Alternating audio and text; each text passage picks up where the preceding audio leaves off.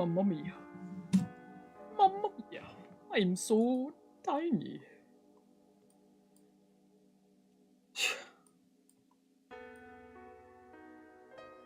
2 hours later than I hoped. But it's okay. It's okay. I was too busy making 6 plates of fucking dumplings. Jesus. Jesus.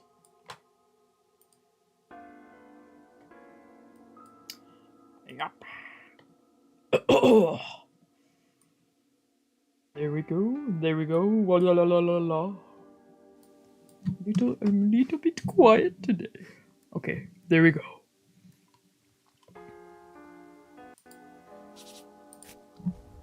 At 2 a.m. that night. Recap. TOWA's breaking into the building area that got bombed, Fujieda's office. Yeah. I was once again standing outside the Fujieda law office building. The cops, reporters, and onlookers from earlier were nowhere to be seen, replaced with a few cars parked outside. Probably Takasato watchdogs, taking care not to be seen. Whoa.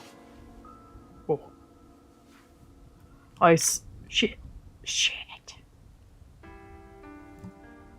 I slip around to the back alley. Then I walked up to the rear entrance and twisted the handle. It opened without incident. Perhaps I had AG to thank for that. I hurried inside, and once I shut the door, I was fully engulfed in darkness. I pulled my phone out of my coat pocket and activated the flashlight function.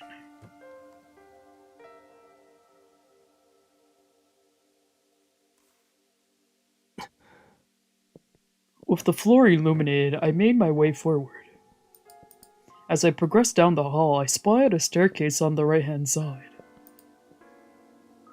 I climbed the stairs to the 4th floor, where the smell of char lingered. At the end of the short hallway was a door. Thankfully, it wasn't one of those high-tech, unpickable locks, so I let myself in.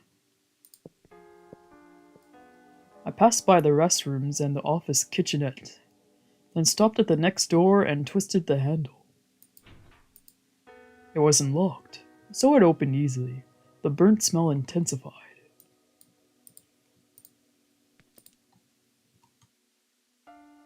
Whoa. Okay, there we go. But I never would have guessed from the hallway just how wrecked the inside of this room turned out to be. Oh shoot. Wow.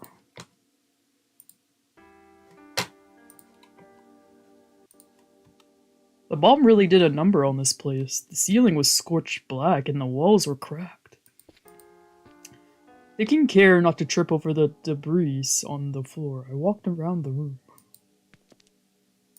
After I finished a full lap around the floor, I stepped into what appeared to be Fujieda's private office. Wow, that's a lot of books. Was this dude smart or something? Psh! The desk had been knocked askew. On it, I could see an engraved nameplate that read, Fujieda Ryo. Trampling over the papers that carpeted the floor, I used my cell phone light to scan the room. I leafed through the documents, threatening to fall from the shelf and rummaging through the desk drawers, but came up empty-handed.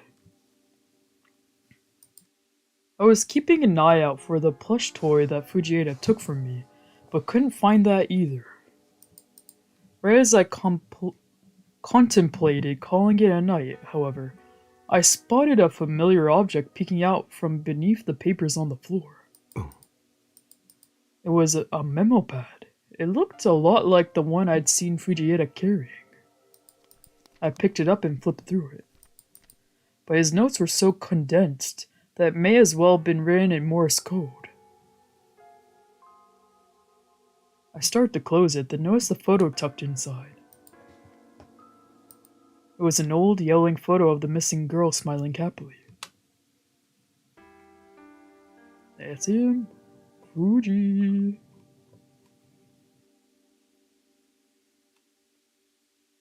I felt like I recognized her from somewhere. Out of nowhere, a crippling migraine exploded in my skull. I couldn't bear to stand. With a grunt, I hit my knees. My head throbbed in time with my heartbeat, stabbing me over and over until I broke out into a cold sweat. What was that? For a second, I thought I saw someone's smile flash up in my mind. Who was that? I couldn't remember. Then, for the first time in several days, I heard that same voice in my head. Don't remember. Don't dig any deeper. Grimacing, I looked back at the photo. Was this his friend's sister? I was sure I'd seen her before. Yet I couldn't place where or when.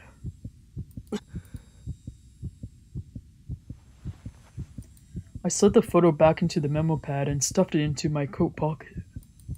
Clutching my temple, I slowly started walking.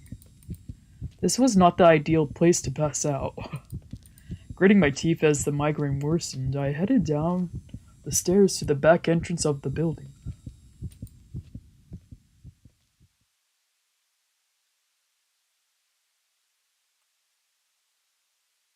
Once I finally made it outside, I carefully avoided detection and took a long detour back to the clinic.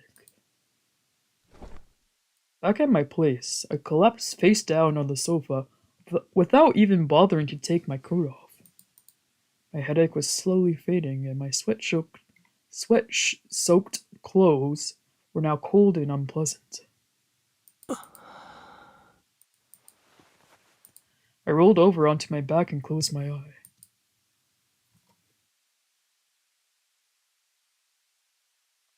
The girl from the photo rose to the forefront of my mind. Who was she?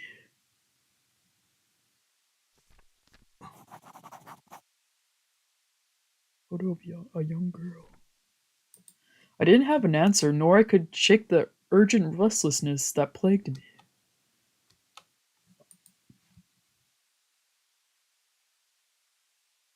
Slow damage.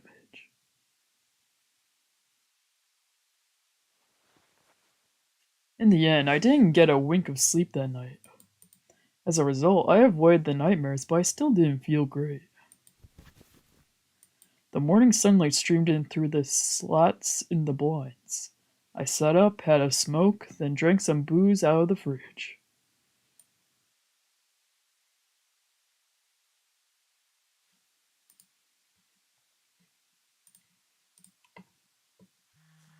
Back on the sofa, I switched the TV on and vegged out for a while, then heard my phone buzzing. I rose to my feet and retrieved it from inside my coat pocket. It was a call from an unknown number. My first reaction was to ignore it, but I answered.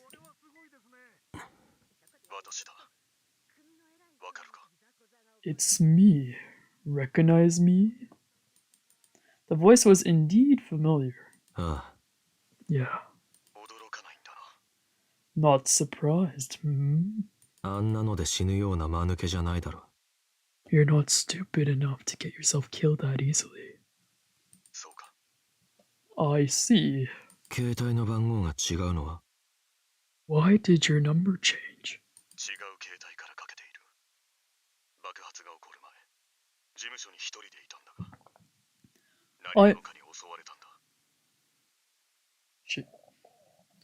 I'm using a different phone. Prior to the explosion, I was alone in the office, but then someone ambushed me. You got attacked?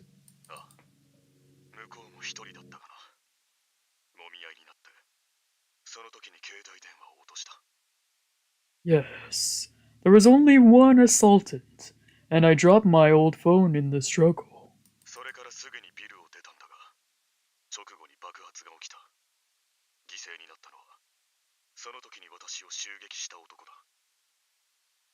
I left the building right afterwards, just in time to escape the explosion. But my attacker wasn't so lucky. 今はどこにいる? Where are you now? 言えない。この会話も聞かれているかもしれない。I can't say. Someone could be listening. By someone, he probably meant the Takasato Gumi. ずっと考えていたことなんだが。I've been thinking for a long time, and 私は君を犯人だと。あるいは犯人の片棒を担いでいるのではないかと思っている。part of me suspects that you're the culprit, or at least an accomplice in the crime. だが、同時に君が全ての謎を解く鍵だとも思っている。But at the same time, I believe that you hold the key to the mystery at large. 君が何度も見るという悪夢も引っかかる。やはり、君が思い出せば、何もかも解決するのではないかと。These reoccurring nightmares have piqued my interest as well.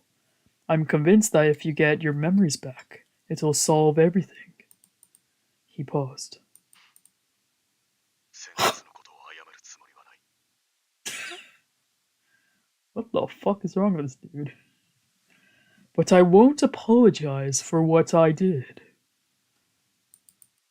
In other words, what happened at the park. 別に謝ってもらいたいなんて思ってない。Yeah, I don't really need you to. そうか。I see. Silence fell between us, like, well, kind of speechless right now. 調査はこのまま続けようと思っている。だが、大事なものを落としてしまった。I'm planning to continue the investigation, but I've lost something of critical importance. Something of critical importance. I had an inkling of what that might be. 多分、それは俺が持ってる。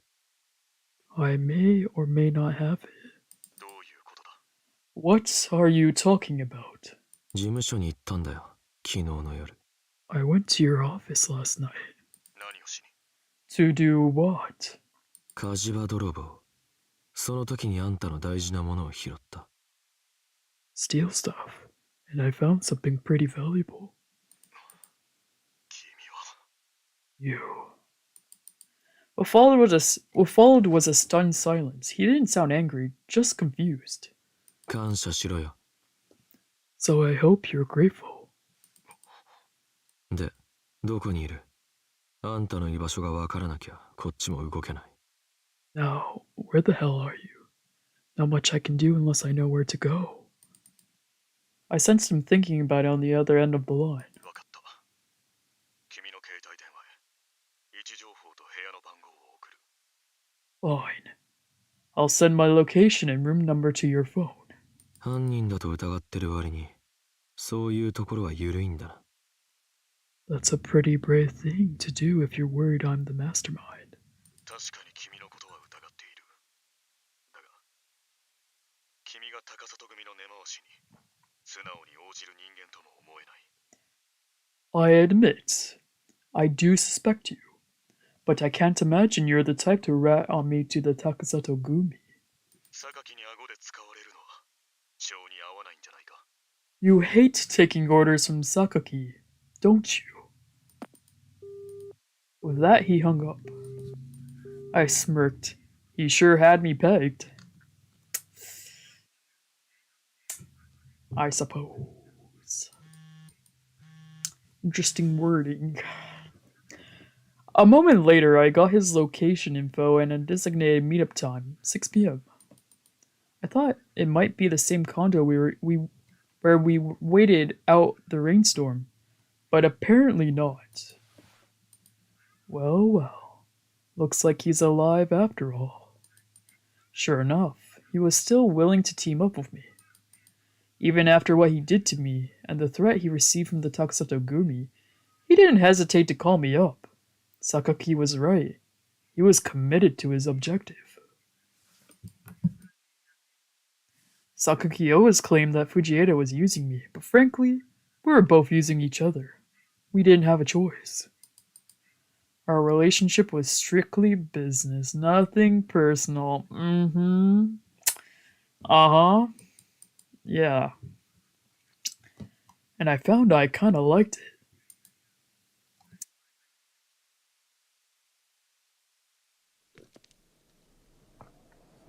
"6 p.m. rolled around and I headed out to the specified location.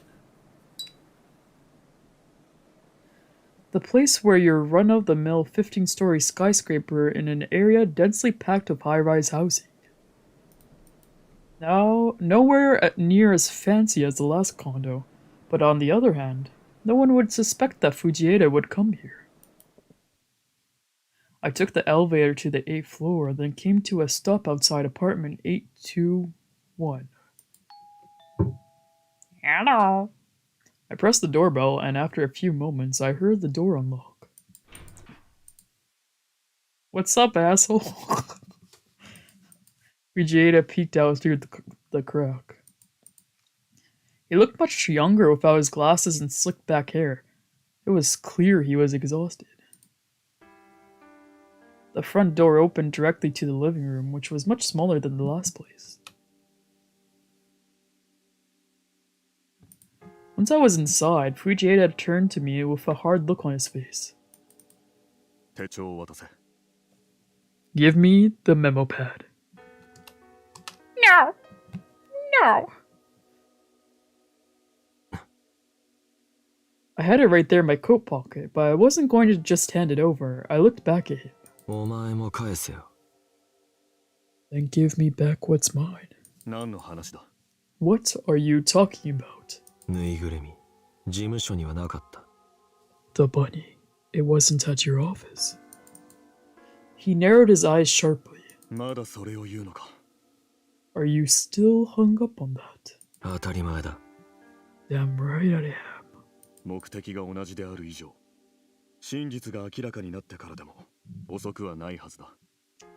Seeing as we have the same objective, surely it can wait until after we find out the truth. Fine then, but you owe me. With a sigh, I pulled the memo pad out of my pocket and tossed it at him. He grabbed it and flipped through it.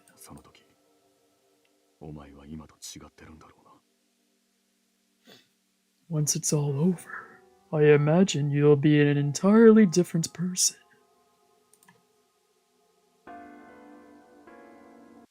He muttered something, but I didn't catch it.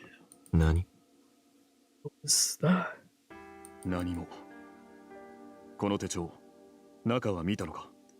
Nothing. Did you see what was inside? Yeah. I nodded casually. He shot me an icy glare.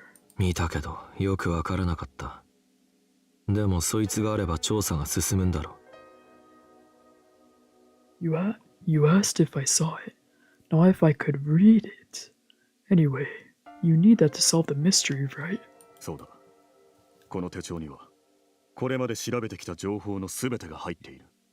Correct. This contains all of the clues I've gathered thus far. As he spoke, he set the memo pad on the table.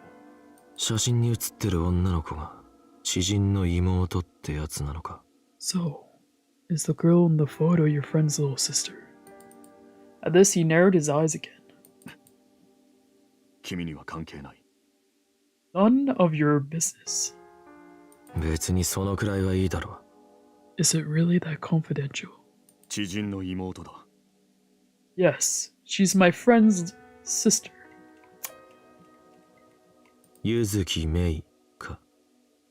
Yuzuki Mei, right?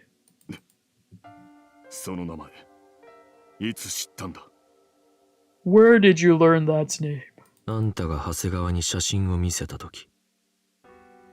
You said it to Hasegawa when you showed her the photo. Bitterly, he fell silent. For now, I decided not to mention that I seemed to recognize her.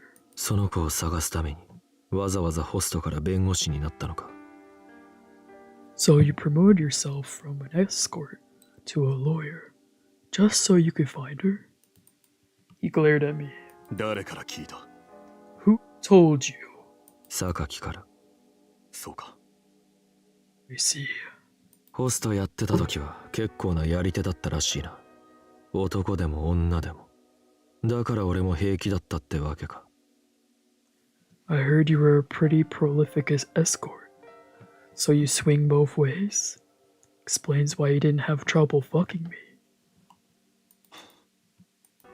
He averted his gaze and fell silent. あの時のことについては謝罪も弁解もしない。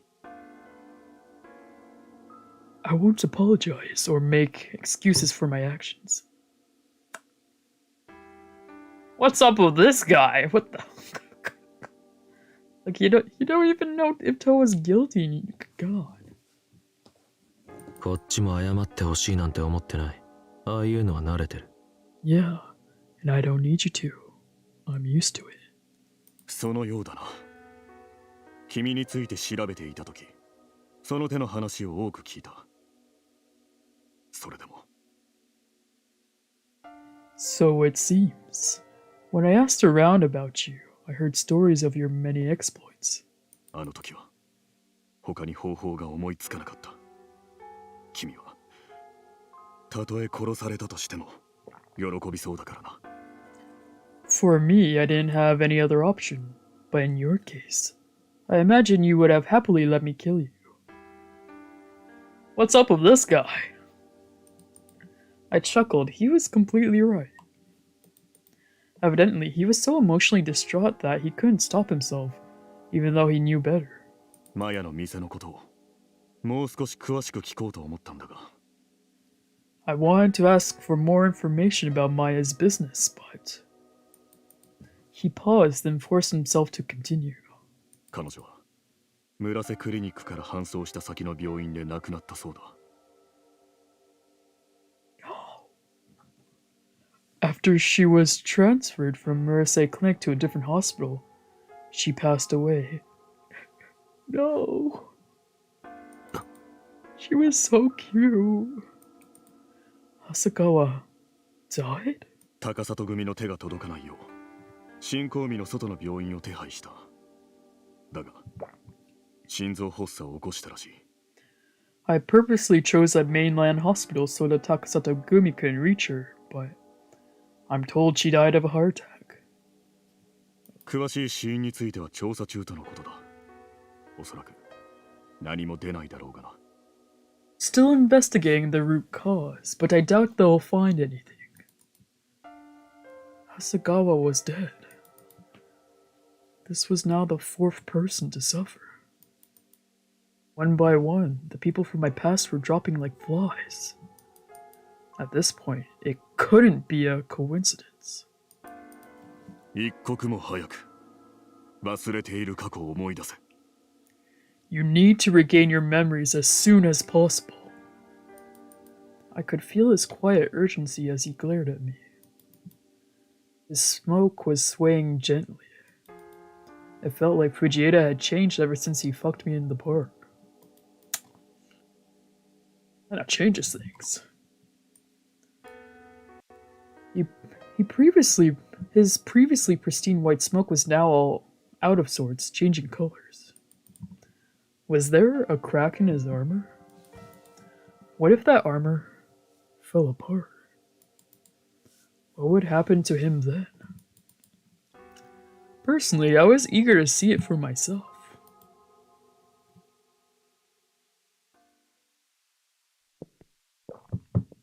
Back at the clinic, I unlocked the side entrance and walked through the empty first floor.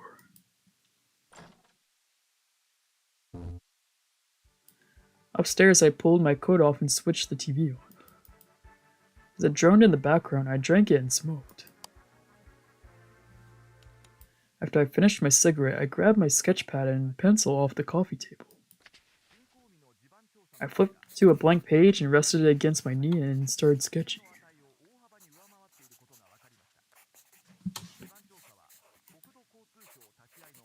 This time I drew a young girl.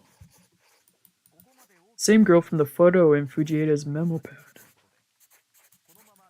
On a whim, I felt like sketching her. So I attempted to trace her from memory. I'd only just laid eyes on the photo of her after all. And yet, for some reason, it felt like I'd already forgotten her again. I couldn't remember her face. In my mind's eyes, her face was blocked out by a black haze. What did her face look like? Maybe I'd remember as I went along. So I forced myself to keep drawing, but every attempt felt off somehow. Got in a cold sweat. My pencil felt slippery in my palm.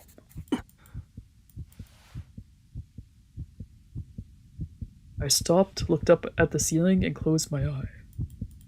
It was no use. For some reason, I just couldn't draw her. I couldn't remember her face. It felt like I was choking on a large rock and I could scarcely breathe. Willing my racing heart to stay under control, I took a deep breath and opened my eye.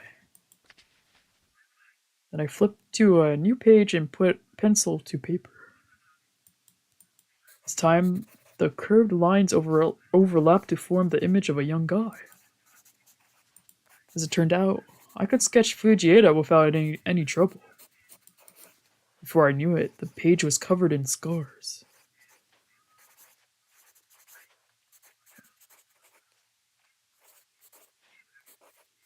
They were the same scars I'd seen on Fujieda's body. Those memories were still freshly intact. It was so lifelike. It almost felt like the real Fujieda was right here in front of me. Big scars, little scars, laceration scars, burn scars. All of them looked to be very old.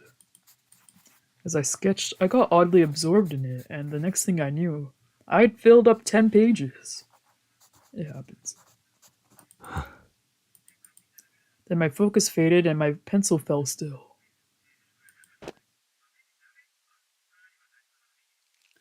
I tossed it in the sketchpad back onto the coffee table, then grabbed a blister pack of sleeping pills. I popped one into my mouth, then washed it down with a lukewarm swig from the floor bottle. After that, I flung myself down on the sofa and closed my eye.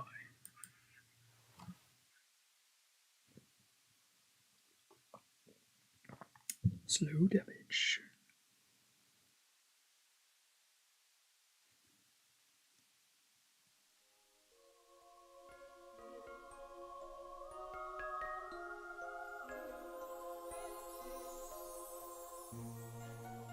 Oh.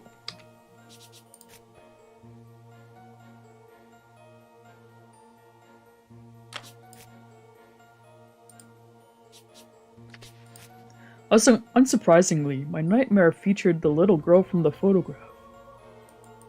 Her face was a giant hole. And yet, somehow I could tell she was looking at me. The dark hole had no eyes, no nose, or mouth. And yet, I still knew.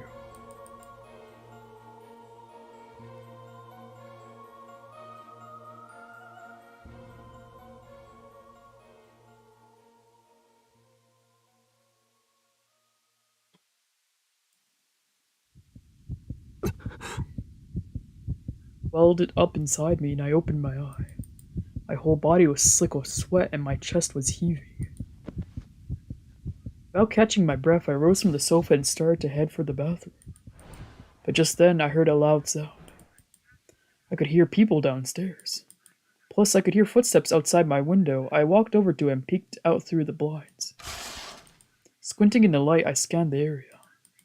There was a car parked outside the clinic. Then I saw a group of men run up to it. Make it quick. They piled into the car and it sped off.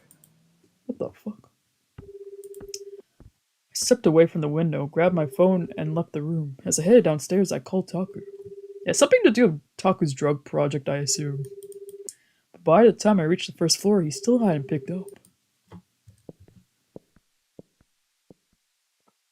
It's currently 9:30 a.m. I sent him a quick message, then walked around the unlit first floor. Oh.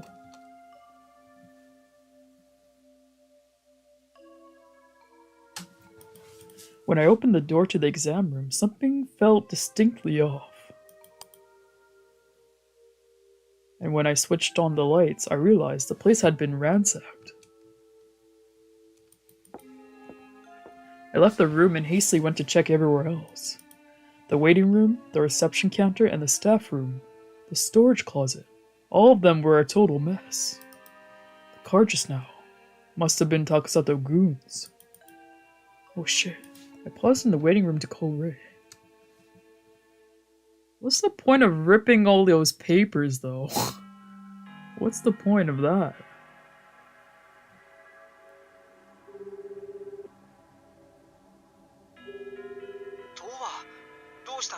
TOWA, what's up? タクがどこにいるかわかるか? Do you know where Taku is? タク？どうして？連絡取れないの？ Huh? Taku? Why do you ask? You can't get a hold of him? ああ、それにクリニックの中が荒らされてる。Nope, and the clinic's been ransacked. どういうこと？ Are you serious? 多分高里組だ。外に車が止まってた。I think it was the Takasato Gumi. I saw a car parked out front. What? He fell into a stunned silence. トワ、まだクリニックにいるのよね。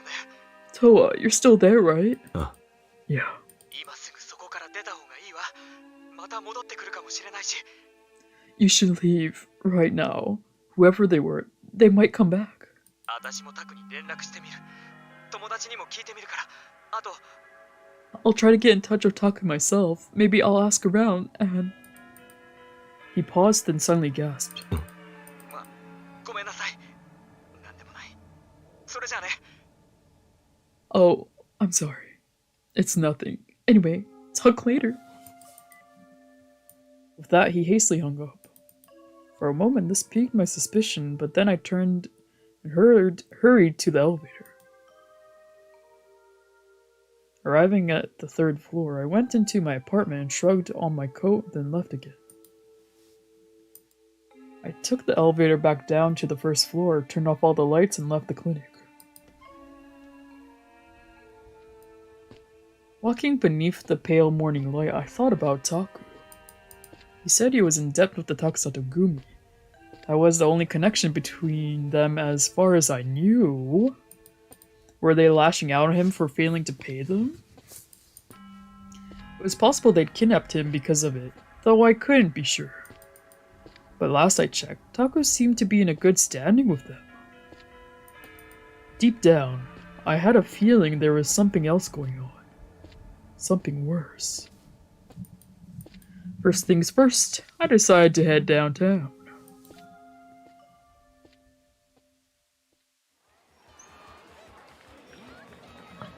In the end, I searched the downtown area top to bottom, but couldn't get any leads on Taku. Shinkomi Times from A to Z. Special report, the truth behind the law office bombing. Rumors fly about attorney Fujieda Ryo. Chained down by the past, the fate of Takasato debitors. Exploring District A. From the deathmatch area to the no-entry zones. Investigating the law office bombing. Special report, the truth behind the law office bombing. Earlier on the 2nd, an explosion occurred at Fujieda Law Office in District C. Some say it was a revenge attack, but it turns out this lawyer has some skeletons in his closet. My body wasn't used to putting in so much effort. I was already exhausted. I walked into an empty alley.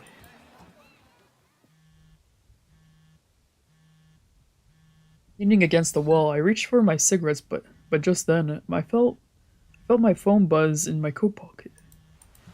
I pulled it out and checked the screen. It was a call from Taku.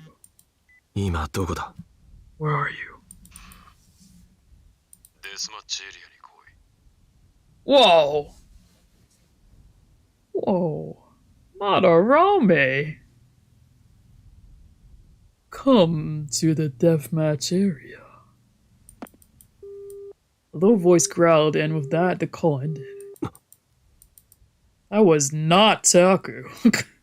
But the voice was familiar. Oh my god, it's your ex. In fact, it reminded me of a certain someone.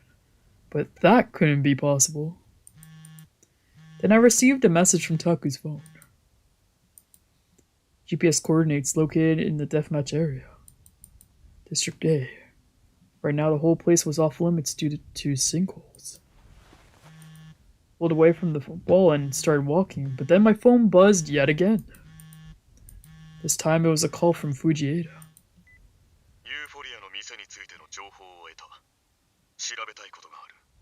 Got a lead on Euphoria. There's something I want to investigate. あいにく取り込み中だ。 Sorry, kinda busy right now. What happened? タクと連絡が取れない。今、タクの携帯から電話があった。別人の声でデスマッチエリアに呼び出した。Can't get in touch with Taku, and I just got a call from his phone. Someone's got him and they want me to go to the deathmatch area. Do you have any idea who it might be? さあな、高里組の誰かじゃないか。Beats me. Probably the Takasato Gumi. I see. そういうわけなんで、大事な話は後にしてくれ。So yeah, I can't really talk right now. I hung up and stuffed my phone back into my coat pocket. My destination? The deathmatch area. Shit.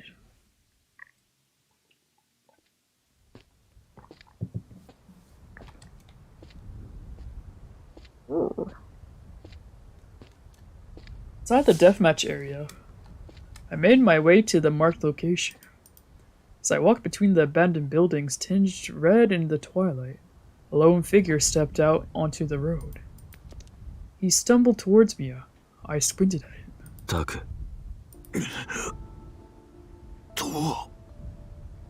What's up, Grandpa? Sure enough, it was Taku. He was hunched over, clutching his gun. His white lab coat was filthy, and I could see cuts and bruises on his face. What are you doing here? お前の携帯から電話がかかってきた。Got a call from your phone. 俺じゃない。 Wasn't me. わかってる。Yeah, I know. 逃げろ。早く。 You gotta get out of here, fast! Just then, someone shot out from the alley. Ray? Ray? Is that Ray? I could see someone curled up in agony on the pavement. It was... Ray? レイ。TOWA。なんでいるの？ TOWA! What are you doing here? He winced as he spoke, his face riddled with wounds. 逃げて！ Wrong. Whoa. Right as he shouted, however, someone else came strolling out of the alley. When I saw him, I felt my whole body tense up. Yo! Dude, what's up? 久しぶりだな、TOWA。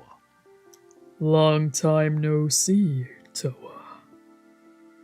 The man with the self-assured smile was none other than Madarame. Holy shit, it's Madarame!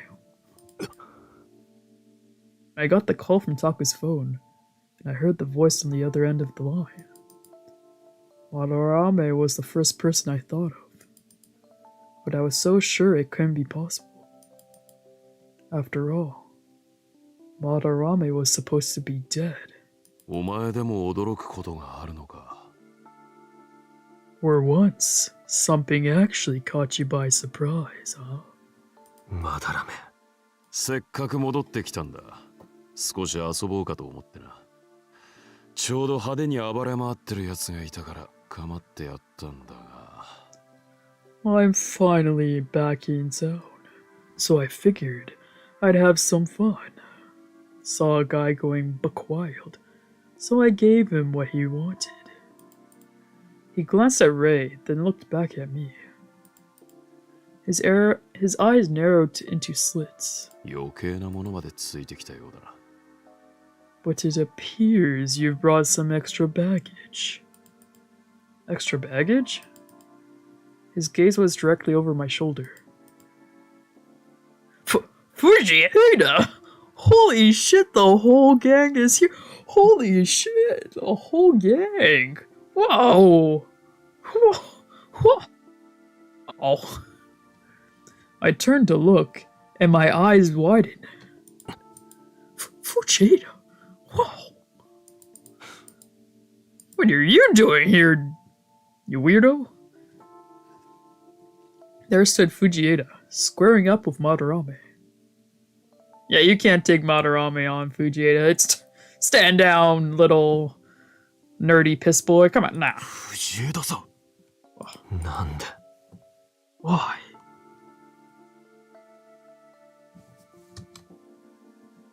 Why is this pants so scrunched up like that? It looks like he's like holding a poop, holding a fart. Sorry, it's probably really mean to the artist. 場所を教えられたら駆けつけないわけにはいかないだろう。少々探したが。You told me you'd be here, so of course I came running. Took me some time to find you, though. まあいい。観客が多い分には問題ないからな。Whatever. May as well have an audience for our little spectacle. Madarame shrugged casually. とは、お前は自分の過去を思い出そうとしてるんだってな。手伝ってやる。TOWA, I hear you're trying to get your old memories back, yeah? Let me help you out. この場所に見覚えはないか？ Do you recognize this area? やめろ。トア。 Don't do it, TOWA! What? At this, I looked around. トアを巻き込むな。関係ないだろう。 Leave TOWA out of this. It's got nothing to do with him. Taka growled, glaring at Madarame. Okay, Papa Bear, you can calm down. We want to know the truth of this route. It's fine. It's fine. お前が教えてやらなかった代わりに、俺がやると言ってるんだ。You could have told him yourself. But now I've decided to save you the trouble. ふざけるな。 Don't you dare! とは、あの建物を覚えてるか？ TOWA, do you recognize that building? I looked in the direction Madarame pointed. Beneath the setting sun, I could see the silhouette of an old mansion. Oh.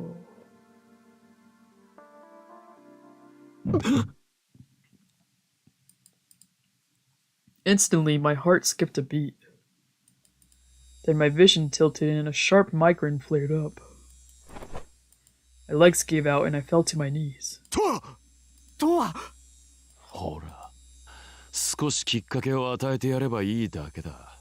See? You just need to give him a little push. お前。You bastard. 村瀬先生。Dr. Murase. As Taku looked about ready to bite Madarame's head off, Fujieda reached out and touched his shoulder. あなたも怪我をしている。無理に動かない方がいい。Oh my god, he touched him, Kya. Is Fujieda's like smoke color like pink? Is it like pink? I thought it was white. No. Where are you? Oh. White. Not pink. It's not pink. I like the pink though.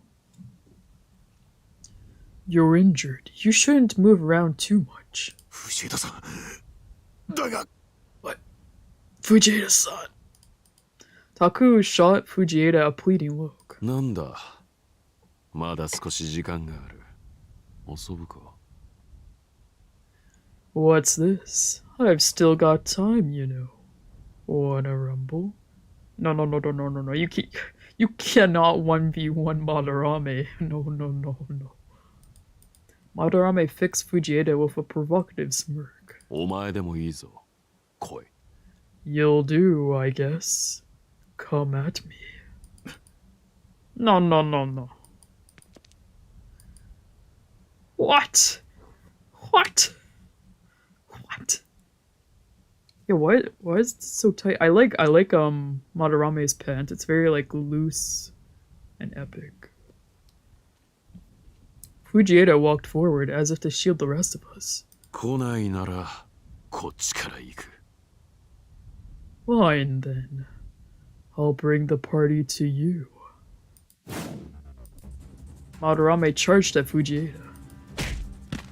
Despite his formidable height, he was fast as a bullet. He closed in and swung his fist. Fujieda raised his bag and barely blocked it in time. In just a moment, a smile rose up on Madarame's face. However, nice try.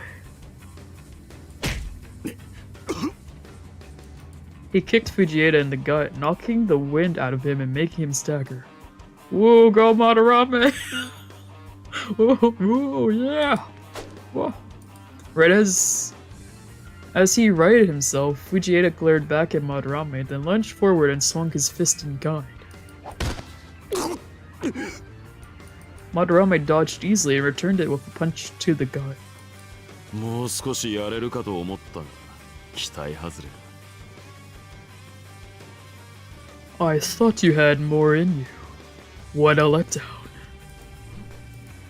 As Fujieda doubled over, Madarame began to launch into another attack. Madarame! I rushed over and jumped in between them. Madarame's fist grazed my head and I hit the ground on my stomach. TOWA! TOWA! Oh. Taku dashed over to me. Meanwhile, Ray slowly pushed himself up, gritting his teeth in pain. Fujieda frowned at me, then turned and glared at Madarame. But Madarame seemed to have lost all interest. His arms hung limply at his sides. His self-assured grin was gone, replaced by a pair of icy eyes that stared down at me. つまらないことをするな、お前。 I never knew you were such a drag.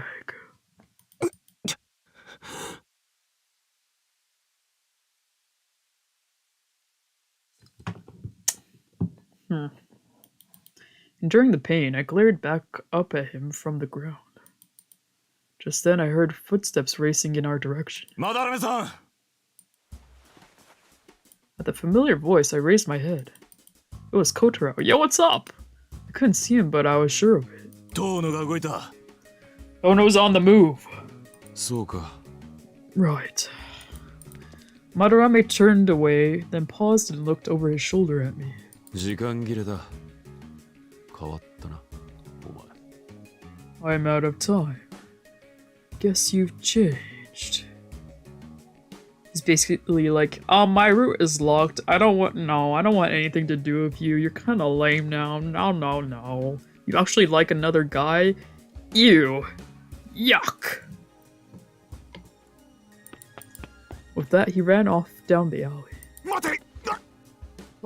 Hold it up! Taku started to give chase but fell still, wincing and clutching his gut. 動かない方がいい。 Try to stay still. だが、ここは一旦引きましょう。 We should get out of here. Gritting his teeth, Taku hung his head in defeat. 君も大丈夫か？ What about you? Are you okay? 私よりTOWAを Forget about me. TOWA.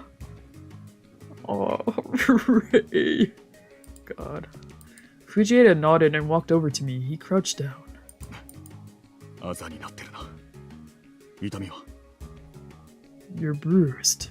Does it hurt? 大した怪我じゃない。 It's no big deal. どうして飛び出したんだ？ Why did you jump in like that? As he spoke, he gingerly took my arm and held me up. なんとなく。 Just felt like it. With his help, I slowly rose to my feet. それにしても、ずいぶん好戦的な男だったな。 I must say, that man was needlessly aggressive. He was just having some fun. Ah. 君の昔の男なんだろう。 He's your ex, right? How'd you know? Now that I wasn't expecting. I looked at him in surprise. なんだって。 My ex... what? 昔の男と言った。違うのか。 Ex-boyfriend, right? 違う。 Wrong. No. I think he's right. I shot back and turned away. Exactly how much of my life story had this asshole managed to dig up? 君もだが、村瀬先生と泉君も重傷だ。クリニックへ戻った方がいい。一人で歩けるか。 You're all injured, especially Dr. Murase and Izumi-kun. Let's get you all back to the clinic. Can you walk? Yeah. I nodded. He walked over to Taku and Rei and helped them both to their feet. Nodders. As they slowly started walking, I followed after them.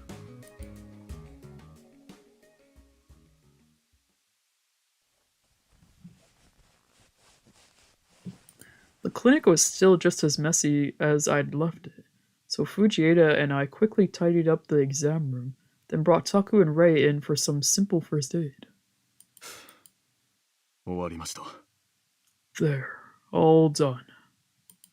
Once he was finished, Fujieda let out a small sigh. 迷惑をかけた。悪かったな。 Sorry to trouble you. Appreciate the help. Taku donned a guilty smile, then looked over at Rei lying on the exam table beside him. Rei had clearly reached his limits because as soon as the first aid was over, he passed out. His breathing was slow and rhythmic. 二人同時に手当てをしたのはさすがに初めてでした。 I admit, this was my first time administering first aid to two people simultaneously.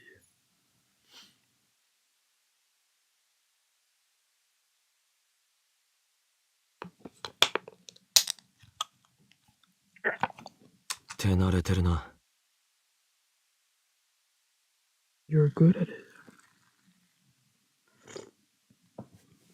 村瀬先生の指示があったからな。 I was just following Dr. Murase's instructions. As he spoke, I thought back to his scarred body. しかし、随分と散らかされたもんだな。 I gotta say, they sure did a number on this place. He glanced around the slightly less messy exam room inside. 道具を取りに行くついでに他の場所も少し見てみましたが、薬品と書類の棚がかなり荒らされてました。 I checked the other rooms when I went to retrieve the medical supplies, and it appears they primarily focused on the medicines and file cabinets. そうか。 Gotcha. Taku stared pensively at the floor, nodding slightly. Nodders. まだらめの仲間は遠野が動いたと言ってましたね。村瀬先生、何かご存知ですか？ Madarame's associate said Tono's on the move. Any idea what that could mean, Dr. Murase? 彼にデスマッチエリアへ来るように連絡をしたのはまだらめですね。 It was Madarame who summoned him to the deathmatch area. Correct. Fujieda glanced over at me as he spoke. まだらめがあなたを連れ去った。合っていますか？ Had Madarame kidnapped you? Is that right?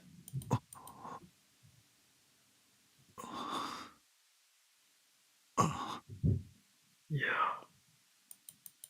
Taku answered without looking up. では、その理由は？ Why is that? Say it. I dare you.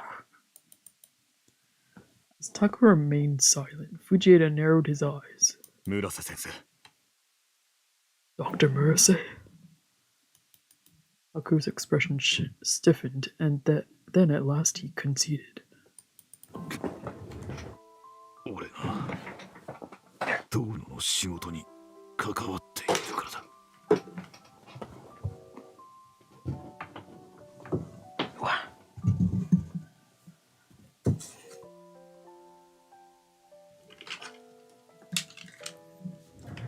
Because I'm involved in Tono's business. What sort of business? Is it drugs? Marijuana? Cocaine? 遠野の仕事？ Tono's business. ああ。まだらめは俺を連れ去ることで、遠野にプレッシャーをかけようとしたんだろう。トワとの接触も目的だったようだ。Yeah. Madarame kidnapped me to try to put pressure on Tono. Probably wanted to make contact with TOWA too. どちらも直接本人のところへ行けばいいもの。なぜこんな回りくどいこと。 You could have simply come to the clinic in that case. Why would he enact such a convoluted plan? ゲームがショーの感覚なんだろう。 He thinks it's a game or a competition or something. なるほど。あなたが手伝っていた遠野の仕事とは。 Ah, I see. So what is this business you're assisting with? After a heavy silence, Taku exhaled. 新しい薬物の製造だ。遠野はそれを新興民に流通させて外にも流すつもりでいる。 The production of a new drug. Tono wants to spread it around Shinkomi and beyond. 新しい薬？そもそも新興民は高里組が許可した薬物以外禁止されているのでは？ A new drug, you say? I thought the Takasato Gumi expressly banned all but a few of their choosing. それは全組長までのルールだ。薬をばらまけば手っ取り早く儲けることができる。 That was the old leader's rule. But with a new drug, he figures he can make a quick buck. 遠野は榊が次の組長だと言われていることが気に食わないようだからな。 After all, he can't stand how everyone's already decided Sakaki's the new leader. 強引にでも新しいビジネスを始めて榊を蹴落としたいんだろう。 So he wants to kickstart a new business and overshadow Sakaki altogether. なるほど。 Ah, I see now. Taku let out another sigh and buried his face in his hands. 俺は自首するつもりだ。薬の製造以外にも高里組から公にできない仕事を受けていた。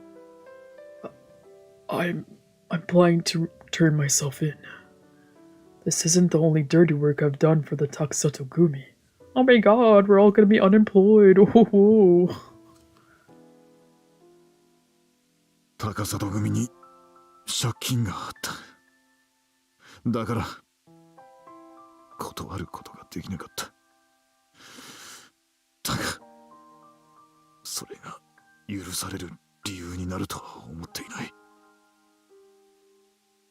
I have a debt with them. That's why I couldn't say no. But I know that's no excuse.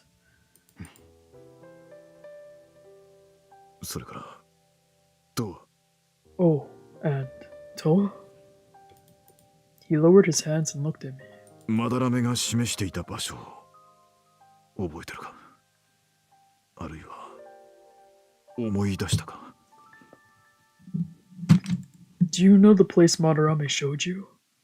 Did it jog your memory? いや、知りたいか？ Do you want to know? He looked at me intently. I looked back at him and nodded. あ、 Yeah. そうか。 All right then. わかった。He averted his eyes, summoned his resolve, then looked back. あの場所にあったのはお前の母親マヤさんの店だ。 That building was home to your mother, Maya-san, and her business.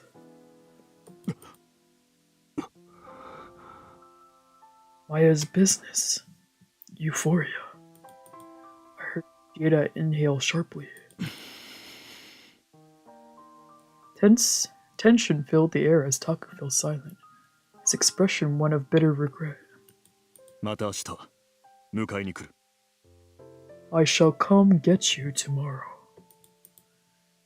It was Fujieda who finally broke the silence. He spoke with a perfect poker face, then turned and headed for the door. He left the exam room and the silence returned.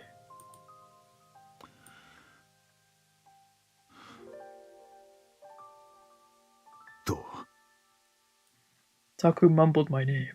怒ってるか？ Are you mad at me?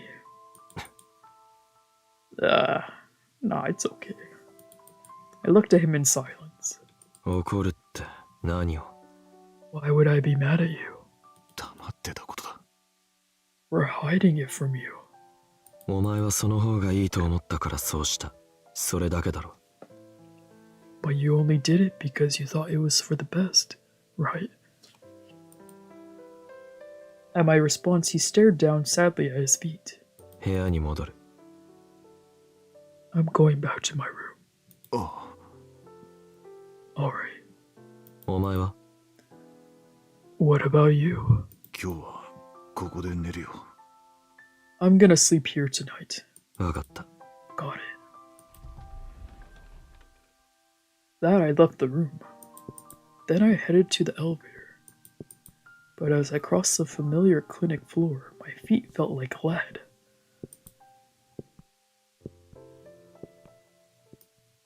Slow damage.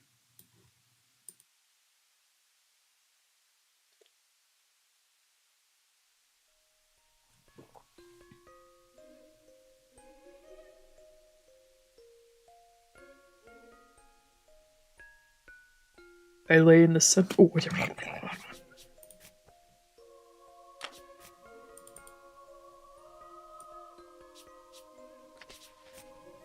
I lay in the center of the room. Scarlet lights flickered.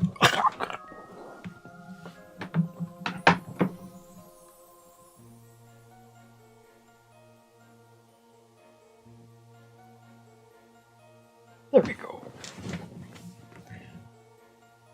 I lay in the center of the room. A scarlet light flickered all around me. Someone was standing to my left, silhouetted by light. I couldn't see her face, but judging from her petite build, I knew it was a woman. Then I sensed a presence on my right and looked over. Another figure was standing there. This one was much smaller than the woman on my left, a young girl, but I couldn't see her face either. The woman and girl stood there in silence with the scarlet light at their backs. But when I listened closely, I could hear the girl sobbing. Her voice was filled with sorrow, and it made my heart ache. As for the woman, however, I couldn't sense a thing. She was just standing there quietly. Then, out of nowhere, the scarlet light engulfed both of them. It ravaged them like flames, dissolving their figures into mist. And after they had been burned away completely, I thought I heard the girl's voice.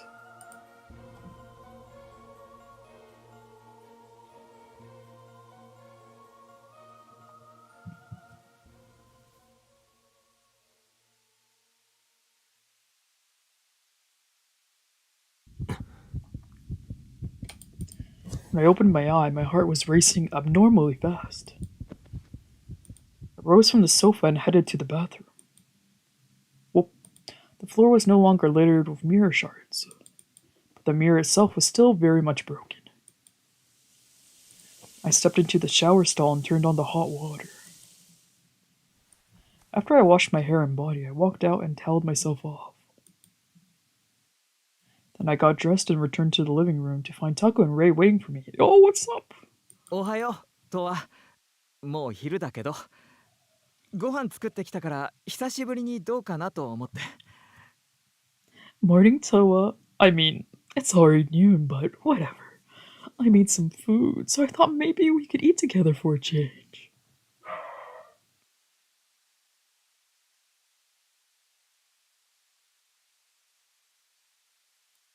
He smiled awkwardly, his bruises and cuts still fresh and gristly. テーブルの上片付けるぞ。I'll tidy up your table here. Taco cleared off a space on the coffee table, and Ray set his plastic containers down. I'm gonna check on my dog.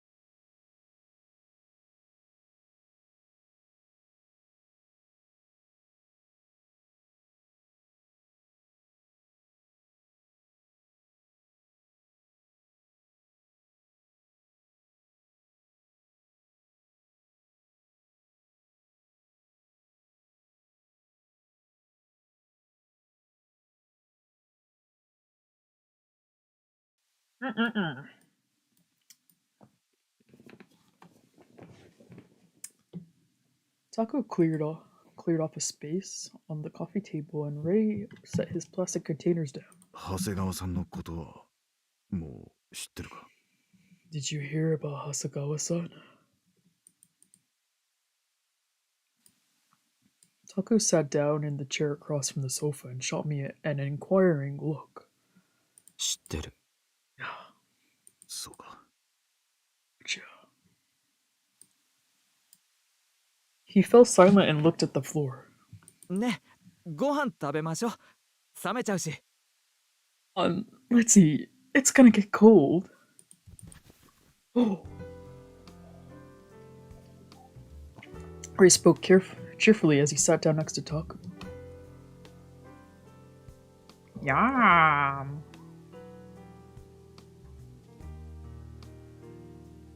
This isn't kimchi, is it? The table was now covered in plates, forks, drinks, and open containers of food. いただきます。 Bon appetit! Taku looked like he had something more to say, but he reluctantly picked up his fork. ミニオムレツ、ツナサンド、チキンのトマト煮込みをどうかしら。 I made mini omelets, tuna sandwiches, and tomato braised chicken. How about it? Looks good, Ray. I would like a sandwich, but I personally really like a lot of lettuce in my little sandwiches. Taco took a bite of his tuna sandwich. Yup, it's good. よかった。せっかくだからトワも食べて。 Glad to hear it. Towa, you should have some with us. I grabbed my plate, put some food on it, and handed it back. Thanks, Mom. I slowly straightened up and took the plate. This put a smile on his face. Oh. I picked up my fork, sliced off a bit of omelet, and slid it into my mouth. It felt like an eternity had passed since the last time I tasted Ray's home cooking. I looked over at him as he ate in silence. His injured face was painful to look at. Just then, a question rose in my mind. Back when Madarame summoned me to the deathmatch area, what was Ray doing there? I froze and looked up at him. 何があった？ So what happened? At this, Ray frowned and looked at me. At first, he didn't seem to understand what I was asking, but I gazed at him wordlessly. It dawned on him.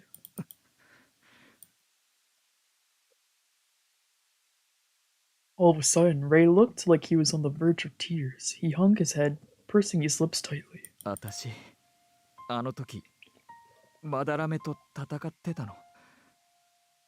榊さんの命令で。I was fighting Madarame on Sakaki-san's orders. What? What? What's going on? 榊の。 Sakaki's orders? He looked up. 私、父親が。もうずっと会ってないんだけど。高里組に借金をしてて。My dad, I haven't seen him in years, but he's in debt with the Takasato Gumi. そのことで脅されて、榊さんにまだらめを牽制しろって言われてたの。He used it to threaten me, and Sakaki-san told me I had to keep Madarame in check or else. タクがやってることも、榊さんから聞かされて、本当は知ってたの。He told me everything Taku's been doing too. So the truth is, I knew all along. He squeezed his eyes shut. ずっと隠してて。ごめんなさい。 Sorry for hiding it all this time. Hey man, it's better than money matches. Fucking better than money matches. Excuse me. Taku's expression stiffened and he fell silent.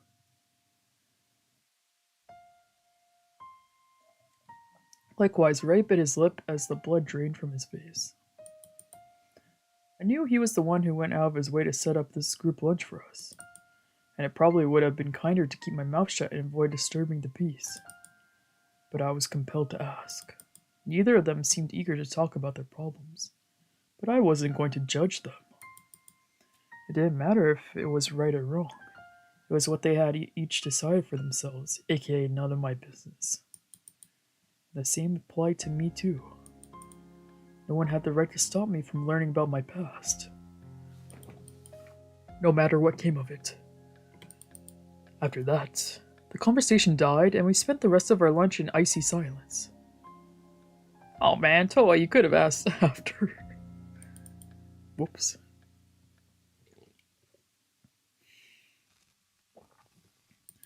Once we had finished our awkward lunch period, Taku and Ray left the room. As for me, I reclined on the sofa and with a cigarette and started thinking. I never imagined that Sakaki would threaten Ray. Yeah, what the fuck? What the fuck? If it was about his own death, that'd be one thing, but his father's? That was a low blow.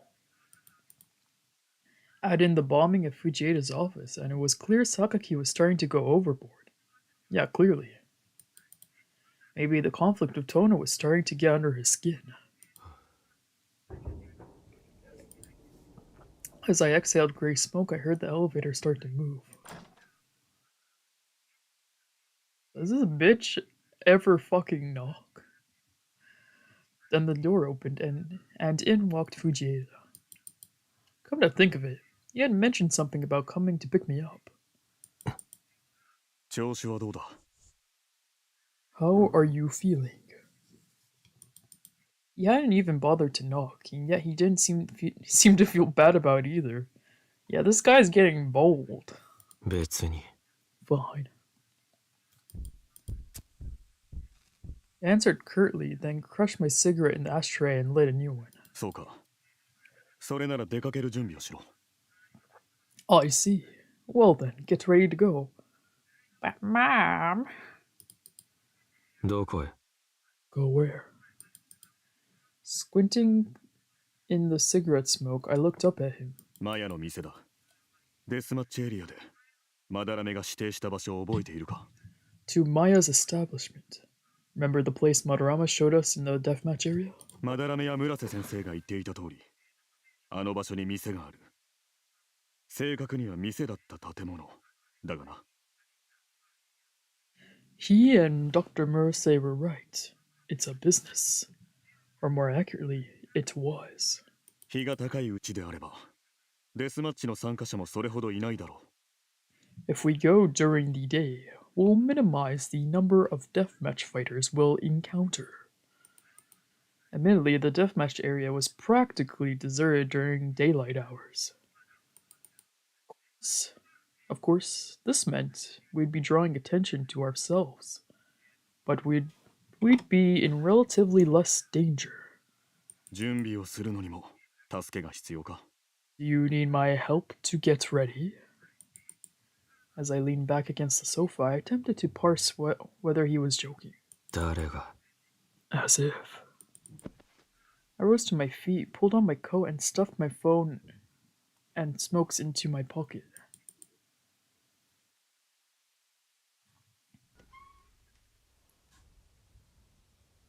I headed downstairs and left the building. It was windy today, and a cold gust of air assaulted my face and hair.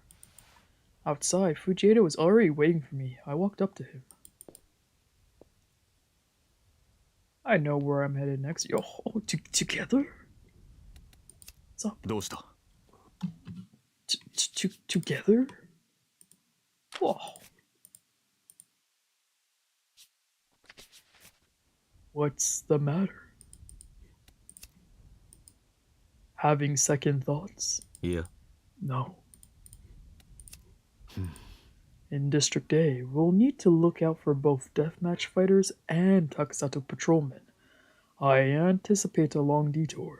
な What do we do if they spot us? We'll cross that bridge when we come to it. Hopefully we can evade them, but worst case scenario, we may have to fight. どうした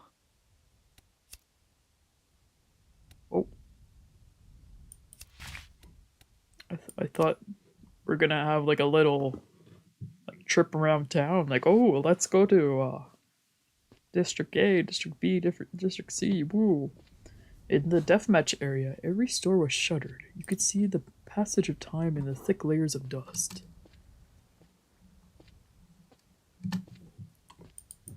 It was 12:50 p.m. The sky was faintly gray, concealing the sun, and the air was freezing cold. Together, Fujieda and I traveled deeper into the decay. Until nightfall, this place was a ghost town. While the buildings often looked eerie, draped in shadow, here in broad daylight they just looked like forgotten husks of a city that once was. That being said, the deathmatch area was never truly empty.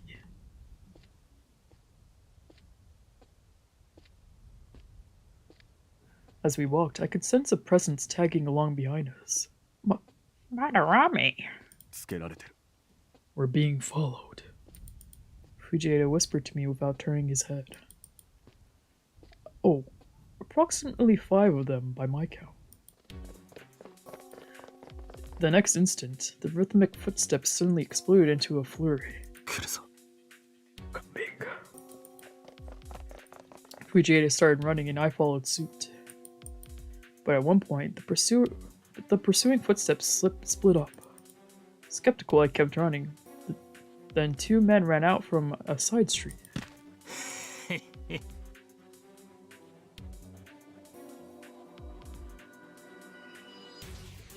I could hear the rest of them approaching from behind. They must have split into 2 groups in order to box us in. こんな真っ昼間からどうした兄ちゃんたち。道に迷っちまったのか What brings you here so early, fellas? Take a wrong turn somewhere. Fujieda glared at them from under his eyebrows. Normally I would have been more than happy to let them all pummel me. But right now, I was on a mission. やれるか And you fight. Fujieda asked me under his breath. あんたはどうする What about you? なんとかなる I'll figure something out. Yeah, he's pretty muscly. As he spoke, he threw down the bag he was carrying. The men all lunged at us.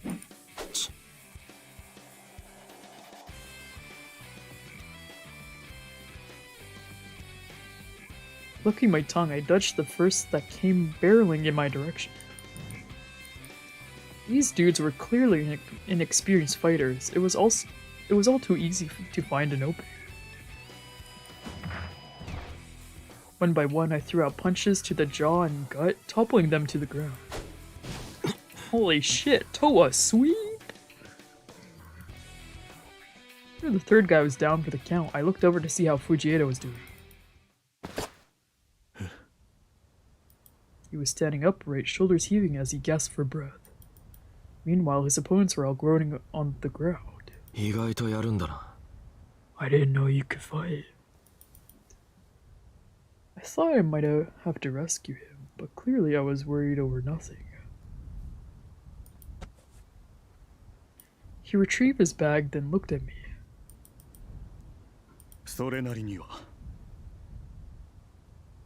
I can defend myself, at least. ホスト時代に培ったスキルか Is that a skill you picked up when you were an escort? I teased him and he grimaced. ノーコメントだ No comment. He grumbled back at me, then dusted off his jacket and started walking. Apparently, he wasn't eager to talk about his past. 高里組が巡回しているはずだ注意して進むぞ The Takasato Gumi is sure to be patrolling the area. Keep your wits about you as we proceed. Ah. We stayed on guard and purposely chose dark and narrow alleys as we progressed. But whenever we tried to get closer to Maya's mansion, we sensed people nearby. Then we'd take a detour, and before long I started to suspect we were farther away than we started. このままだと目的地の周辺を回っているだけでいつまで経ってもたどり着けないな This rate, we'll only keep circling the place without ever getting any closer. Fujieda leaned against the alley wall and peered out. Just then, out of nowhere, we heard a commotion. なんだ What's going on? What's going on? Whoa. The men loitering in the streets all started to panic, then they formed a circle and started talking. 何かあったようだな。今のうちに行くぞ。 Something must have happened. Now's our chance. Ah. Got it. And so we crept past while they were distracted. Epic.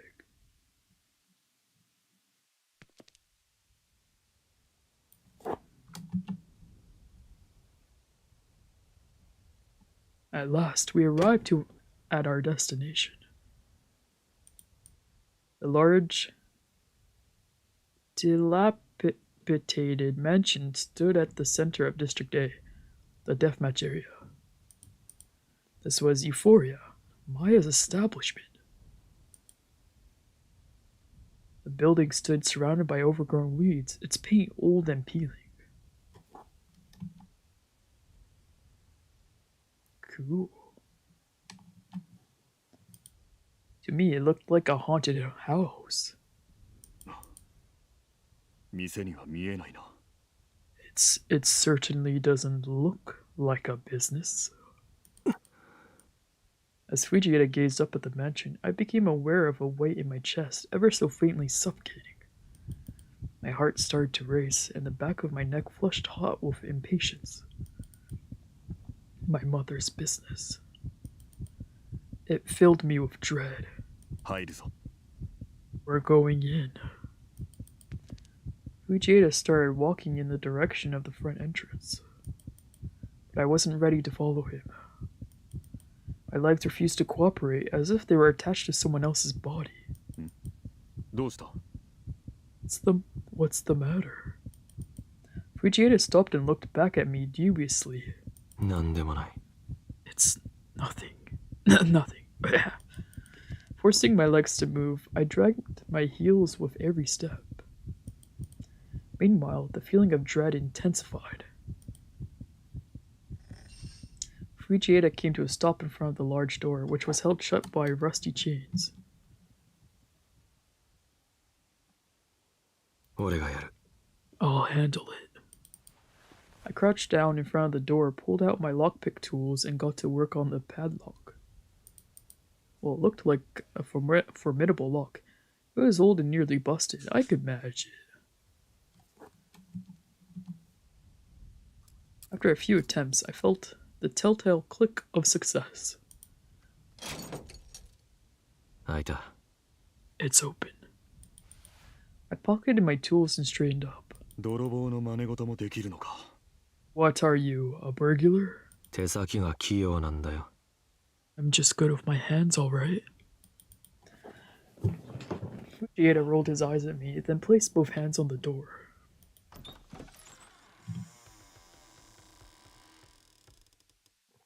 The creak of the hinges echoed eerily as it slowly opened. All at once, the dust rose up, glittering in rays of light that streamed in.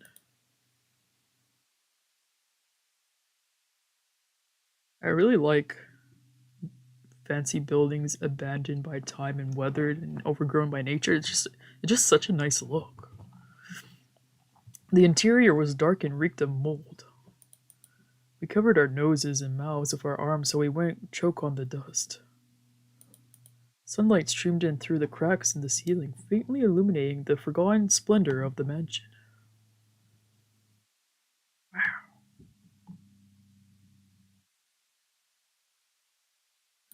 I could only imagine how luxurious it must have looked in its heyday.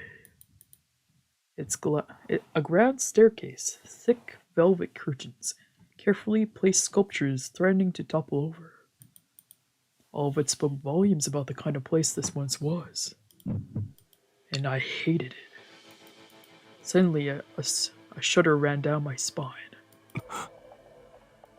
The weight on my chest grew heavier and I clutched impatiently at my shirt collar, fingers trembling. 具合が悪いのか Feeling sick? Fujieda looked over his shoulder at me. 少し。めまいがしただけだ。 Just kinda dizzy, that's all. I tightened my gut muscles to keep my voice steady. He gazed at me silently for a moment, then turned back and headed in deeper. Center of the spacious foyer was a staircase with doors on either side. Halfway up, the staircase split into spirals leading up to the second floor. And on the second floor was yet another staircase leading higher. 1階と2階は腐敗が進んでいるようだな。 Looks like the first and second floors are practically falling apart. 君は3階と4階を調べてくれ。 Go investigate the third and fourth floors, please. With that, Fujieda walked off to explore the foyer.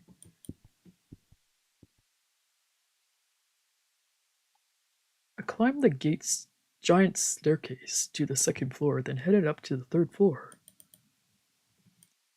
Third floor featured 3 doors, 2 of which were open and 1 of which was locked. I poked around the unlocked rooms, but other than layers of dust, they seemed like ordinary guest rooms. Next, I climbed the stairs to the 4th floor. For long, I started to feel like I was running out of oxygen. Gasping for breath, I arrived at the 4th floor on shaky legs. The only source of light was a single small skylight. Oh, as I walked down the dim, musky hall, a steel door came into view. Instantly, it felt like someone had grabbed me by the throat. A headache flared up and my legs nearly gave out. Once I caught my balance, I looked up. The steel door stood there blocking my path. Yeah, this seems really sinister. Here in this old, crumbling mansion, it alone seemed to radiate timeless strength. I was getting some Forbidden Room vibes. Then out of nowhere, I found myself thinking, I don't want to go in. I tried to move my feet, but didn't have the strength. My whole body started to sweat and my vision began to spin. Don't go any farther. It was that same voice again. But just then I realized something. The voice I've been hearing all this time. It was my own. My instincts were trying to warn me. Gritting my teeth, I pressed a hand to the door. It didn't look like it was going to open, and if it didn't, I could simply turn around and leave. Oh. With that thought, I pushed the door, but while it was fairly heavy, it opened a lot easier than I expected. I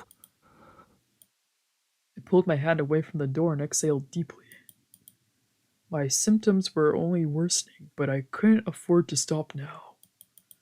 I forced my unwilling feet to cooperate, and all while sweating like I was in a sauna. The room was dark and musty inside, probably from years of inactivity.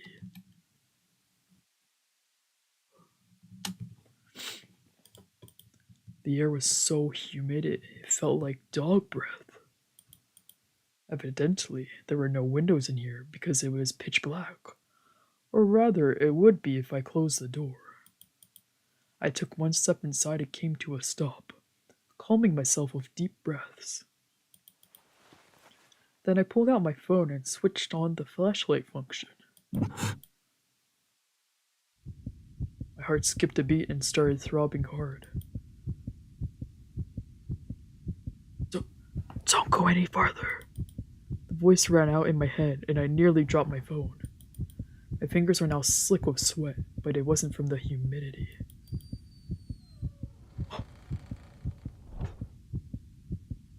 Then the door slammed shut behind me, engulfing me in darkness.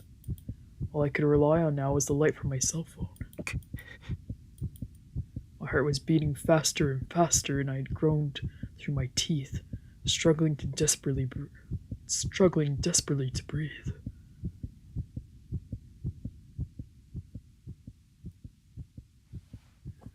I could feel my legs buckling again, so I reached out on reflex and my hand touched the wall. Maybe I should turn back after all. But what if there's a clue about my past in here? Perhaps that was what my subconscious mind was truly afraid of. Digging my nails into the wallpaper, I hobbled my way forward. With my other hand, I held up my phone light. As far as I could see in the dim glow of my phone, there wasn't much here. Here and there I caught glimpses of dirty carpet and old-fashioned wallpaper, faded and peeling. I was expecting to find something important here, so this kind of threw me for a loop. Maybe my paranoia got the better of me. I still felt sick, but my fear was primarily of the unknown. Now I knew what was here. It was no big deal. Quietly, I scoffed at myself. As I scanned the wider area with my phone light, I caught sight of a black stain on the floor. It was old and rooted deep in the carpet. Upon further inspection, I realized it wasn't black, but dark brown. Yeah, blood, right? Just then, my vision pitched sideways. Everything went black. I heard something heavy hit the floor and opened my eye. But my body refused to budge. But lately, I realized I had hit the floor. I tried to get up, but my headache was now 1,000 times more painful, and I winced. My ears were ringing sharply, drowning out any thoughts I might otherwise have had. No, not a ringing sound. Voices. Several voices overlapped, forming a discroncuous drone that tormented my senses. Shut the fuck up. I wanted to shut it out. My limbs were frozen and numb, immobile. I felt powerless, like I was fighting against the current while it was pulling me under. I couldn't breathe. The chorus of unfamiliar voices swirled inside my head like a hurricane, and I couldn't think straight.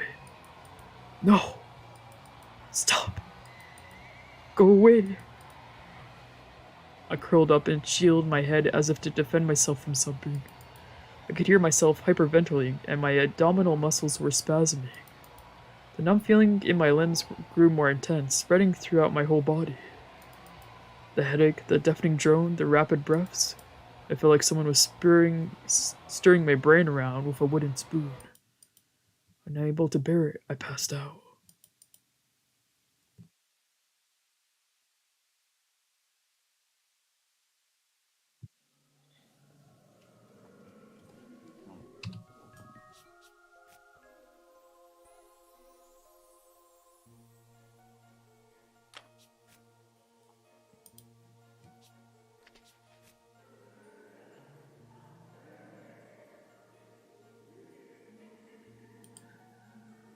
It's okay. It's okay.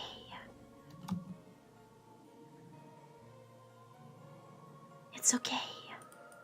A small pair of lips formed each syllable one by one, parting slowly to pronounce them. It's okay. It was a woman's voice. Seductive scarlet light danced over the walls and floor. Her painted red lips spread into a smile. At first her face was blurry like a bad photo, but eventually she came into focus.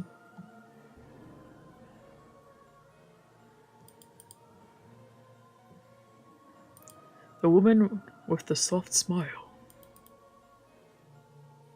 was my mother. I remembered her now.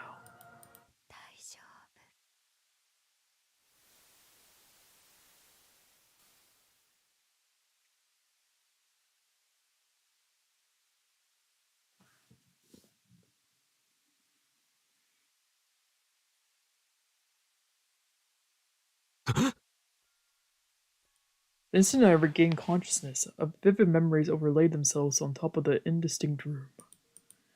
Images flowed in front of my eye as if someone had hit play on my forgotten past.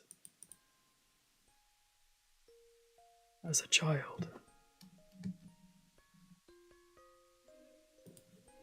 I spent the majority of my time here, and I was always terrified of the silence that came whenever I was alone. Every day, someone different would come into this room. I was always blindfolded whenever we would play together, but I could figure out their gender and age range from their voice and presence. Results varied widely from day to day. Sometimes they would request for two children to play with each other.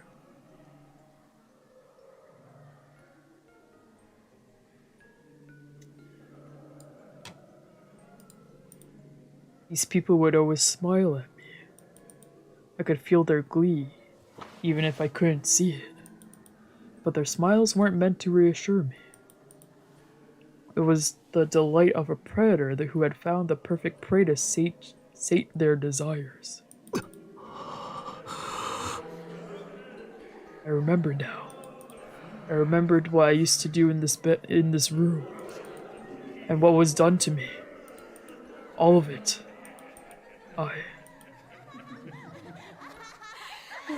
おい Hey. The sudden bright light made me squeeze my eyes shut. Once it faded, I opened it again and found Fujieda there. どうした？何かあったのか？ What's wrong? What happened? My mind was drawing a blank. I tried to process what he was saying but felt confused. What was he doing here? Then I realized I was lying on the floor. He was kneeling beside me. The bright light from earlier was his cell phone light. 動けるか？ Can you move? Oh. He slid an arm around my back and slowly eased me into sitting position. As time passed, my brain started to function again and the memories came flooding back. As a child, I was always locked up in here. And this was the place where It's okay. A sudden wave of nausea struck. Clapping a hand to my mouth, I turned away. 大丈夫か？ Say that. You okay? The auditory hallucination overlapped with his voice and my stomach emptied its contents on the floor. Then the headache and deafening drone returned. その言葉 That word. 言葉？ What word? 言うなそれを Don't say it. それ？何のことだ？ Say what? What word? If he said it again, I felt like I was going to puke my guts out. 大丈夫という言葉か？ You mean, okay? I felt a familiar urge welling in the back of my throat, but I managed to hold it in. 何か思い出したのか？ Did you remember something? I gasped for breath. よく母親が言ってたその言葉を笑いながら My mother used to say it all the time, always smiling. 俺が何をされようとどんな目に遭おうとも大丈夫って No matter what happened to me, no matter what she put me through, it was always okay. I always hated that word. Every time I heard it, my vision would blur a little. But I had never understood why. Until now. It's okay. 思い出したんだな。過去。 So you've remembered your past. ああ Yeah. Slowly I nodded. いつからかその言葉を聞くたびに自分の感覚が死んでいくような気分になった。 At some point, every time I heard that word, a part of me would die on the inside. どうにもならないような絶望的な状況でもあの女は笑いながら言ってた。だからその言葉は俺にとっては呪いだった。 No matter what crushing despair I felt, she would always say it with a smile. That word was a witch's curse. 一体過去に何があった？ What exactly happened to you back then? I closed my eye and exhaled. It took some courage to recount the very memories I'd spent so long trying never to remember. Frankly, I wished I could forget them all over again. マヤの店については長谷川が言っていた通りだ。 Asagawa was right about this place. 年派も行かない子供がたくさんいて、いろいろなことをやらされてた。俺もそのうちの一人だった。 There are a lot of kids here, forced to do all kinds of shit, and I was one of them. 待ってくれ。マヤは君の母親だろう。それはつまり実の子供に客を取らせていたと。 Hold on a minute. But Maya was your mother. You're saying she forced her own son into sexual slavery? ああ。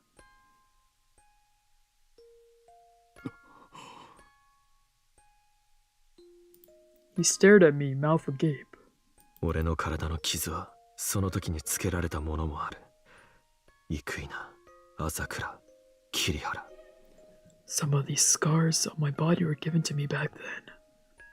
Ikuina, Asakura, Kirihara. 客の名前だ。この部屋で俺を傷つけた。 Those were the names of my clients. They cut me right here in this room. That's right. I remember now.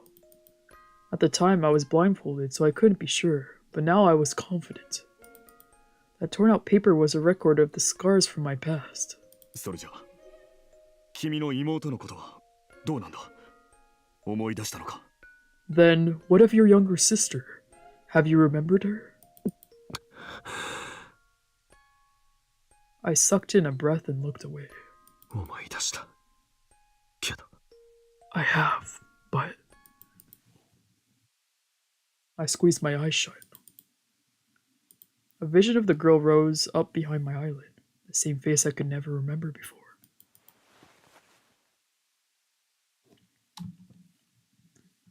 Slowly, I opened my eye again. この部屋で俺と妹は一緒にいた。そう思ってた。 My sister and I were always together in this room. Or so I thought. 違ったのか。 But you were wrong. ああ。 Yeah, I was.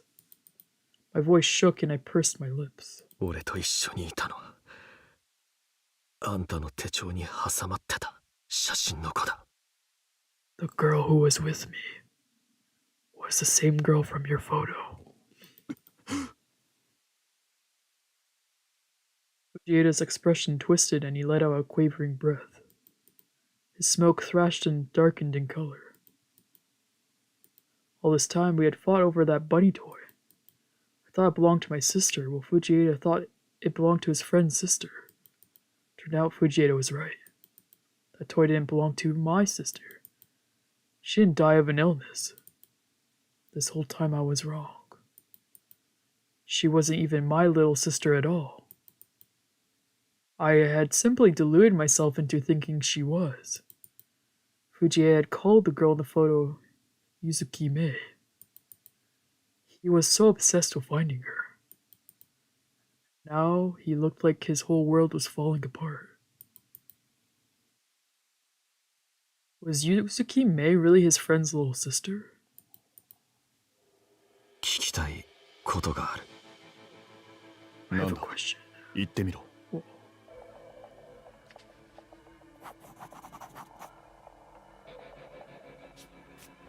Damn, this music though, this is getting crazy.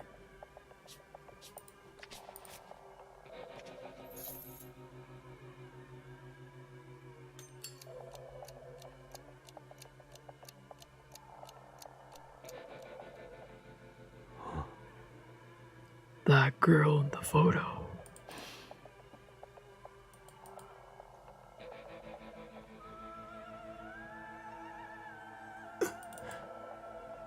Soka. She's gone. No.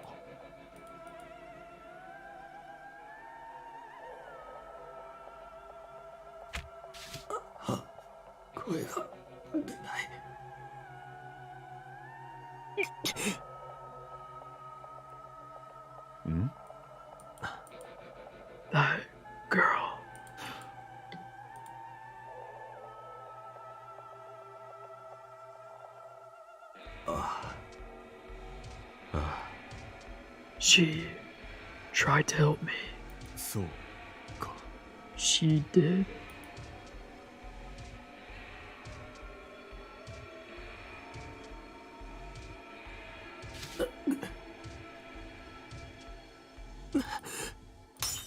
Oh, なんだ what?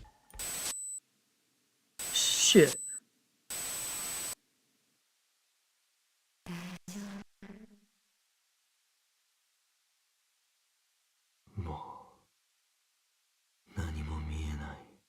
Oh shit.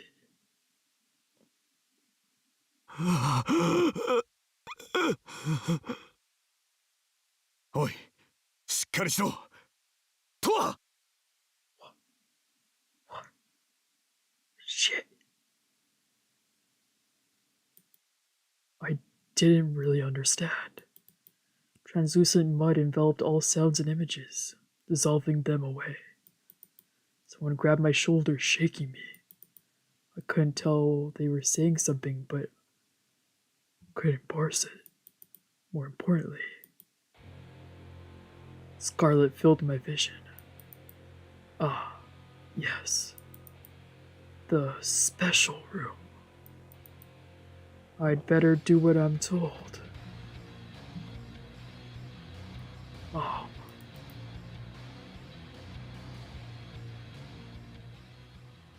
Oh my god. We broke TOWA. Shit.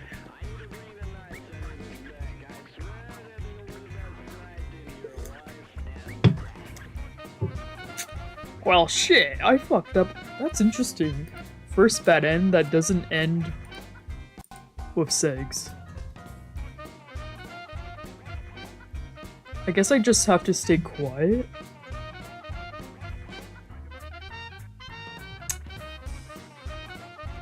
Yeah, really unrelated. I was thinking about Madarame's route today. Like, I imagine all of my opinions about every route will change by the end of when I finish just the whole game. But like, I was reading a bit of some people's thoughts about the game, and some people said like, oh, Madarame's route is a bad route, the bad end, like each end is a bad end, but I don't know, like the good end for Madarame's route to me doesn't feel exactly like a bad end, because the way TOWA and Madarame are as people, they seem very suited for each other. TOWA's probably traumatized, that's why he's like that, but to me it doesn't feel like a bad end. But for TOWA and Taku, I just wasn't a fan of them ending up together. Like Taku's bad end was frankly terrifying. Out of all the bad ends, like most of the bad ends, they were all really interesting. Like all of them are interesting, but the one of Taku, like, and them, like, well, basically TOWA becoming a drug addict, it was just like, yeah, it felt truly like a bad end. I guess most of the bad ends right now, like, that I've seen so far, like the three bad ones, like Rei, Taku, and Madarame, basically TOWA is in a situation where he could die easily, but I think for Madarame, it's more like TOWA is constantly tries to kill Madarame, but then fights it off. And then I imagine if TOWA did kill Madarame, he would probably end himself as well. If that were to happen. I guess that's the difference between the bad and good ends for the route so far. Like, what truly makes it a bad end is that TOWA's in a situation where he could easily just die. But I don't know, TOWA is such an interesting character for me. It's hard to say a bad end is truly bad because I don't know, him as a character, he's like currently, for what I've seen so far, like the bad ends, especially like the one of Rei, it didn't seem that bad because like TOWA throughout the game said he likes being treated like a I think like not like a toy, but like a cum dumpster, I think he said, or something like that. And he does like pain, and he does experience that in a fair amount of the bad ends. But I'm just like comparing this to like, for example, like Jamaica Murder. Like every bad end with Alba, you can tell he's really not enjoying it.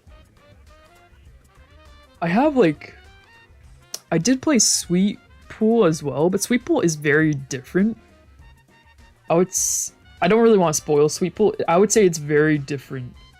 Like I feel like Jamaica Murder and Soul Damage are more comparable because they both follow a similar formula, like 4 main routes and like a true route, or 4 or 5. Each one has a good and bad end. I haven't played the Nitro Plus Carl game with the Catboys yet. If there's like a port, if they translate it, I would probably play it. But and for Takedo no Chi, I watched the anime. My friend basically played the game and told me the whole plot, so it feels like I experienced the game even though I didn't. So I know most of the plot. Yeah. But anyways, I fucked up. Oopsies. Tee.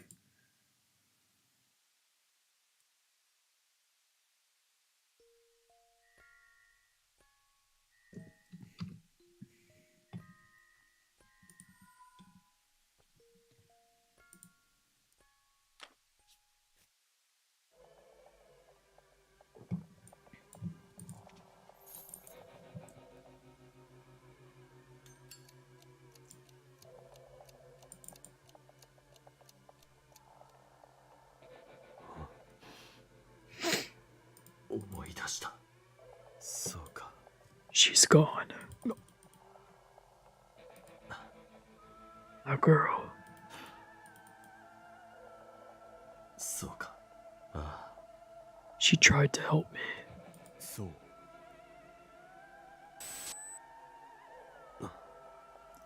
When she was with me.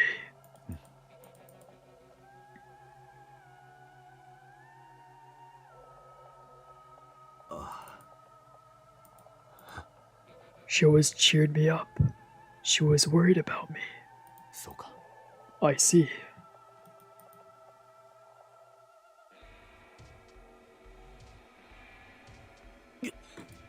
She told me. まだ。 She told me never to give up.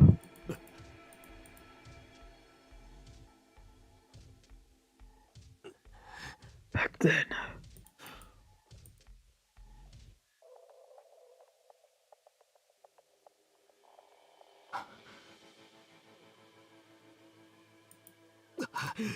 She asked me to run away with her. I see. Oh yeah, someone mentioned this. Oh god, I can't remember. Like a little boy and girl tried to run away, but they're forced back. And then something happened, and the little girl was never seen again, right?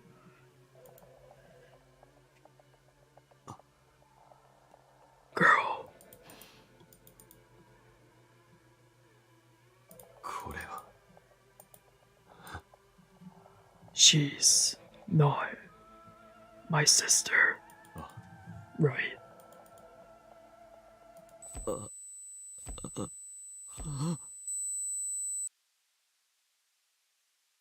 赤い。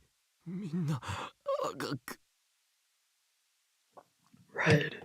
Everything. Red. 赤。 Red. 赤い。全部赤く。俺も彼女も。ああ。 Red. Red everywhere. Me. Her. どうした？おい！ What's wrong? Hey.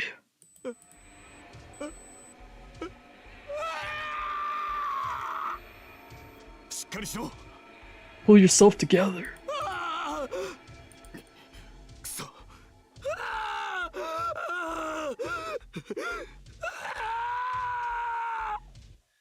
戻ってこい！トワ！ Come back to me, Towa. Oh, shit.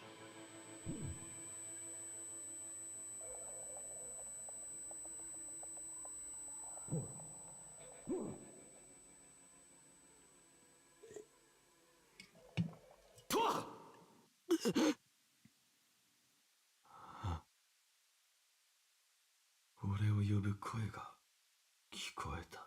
I heard a voice calling me.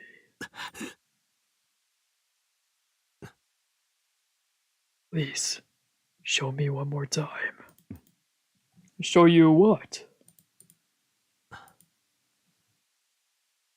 Her. ああ、思い出した。これが。 Yes, I remember now.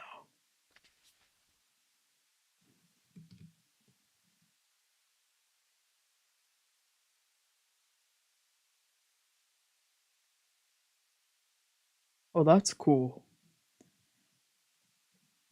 Final boss is TOWA.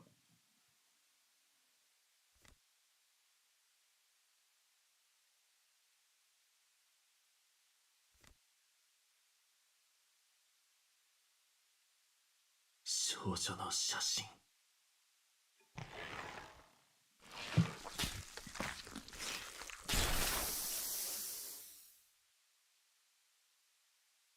写真。ああ、見せてくれ。 Show me. Fujieda pulled the photo from his memo pad. Photo of Yusuke Mei.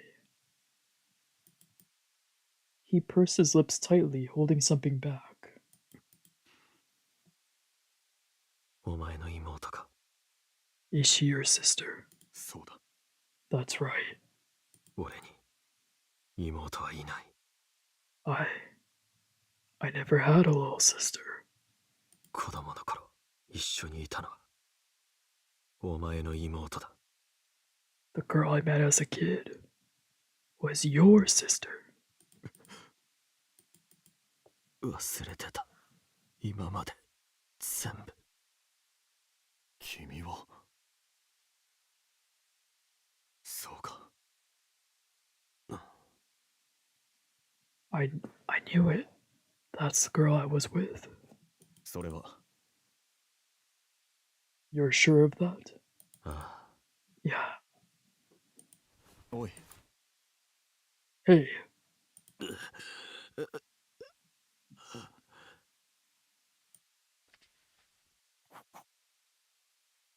Oh my god, there's more.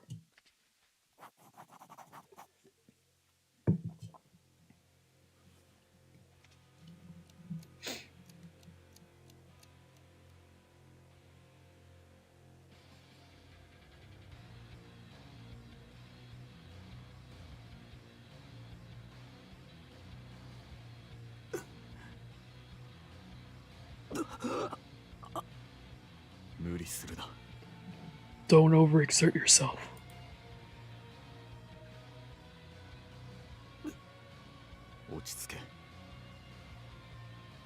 Relax. Just tell me what you can.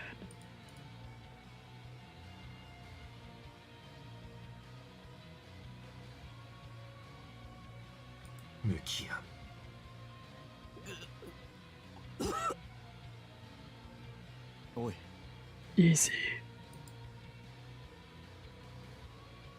そうだな。 Perhaps we'd better get out of here.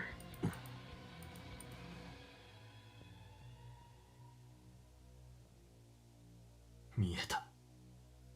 俺は。しっかりしろ。 You're going to hurt your throat. 聞かせてほしい。 If you feel able to talk, then please continue. What were you going to say?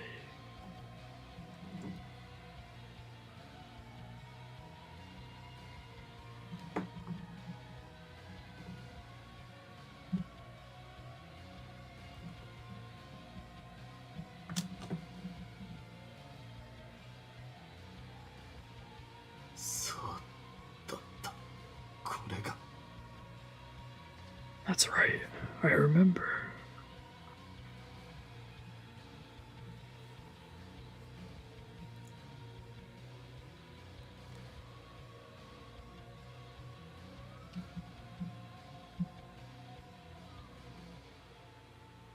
Yusuke Mei.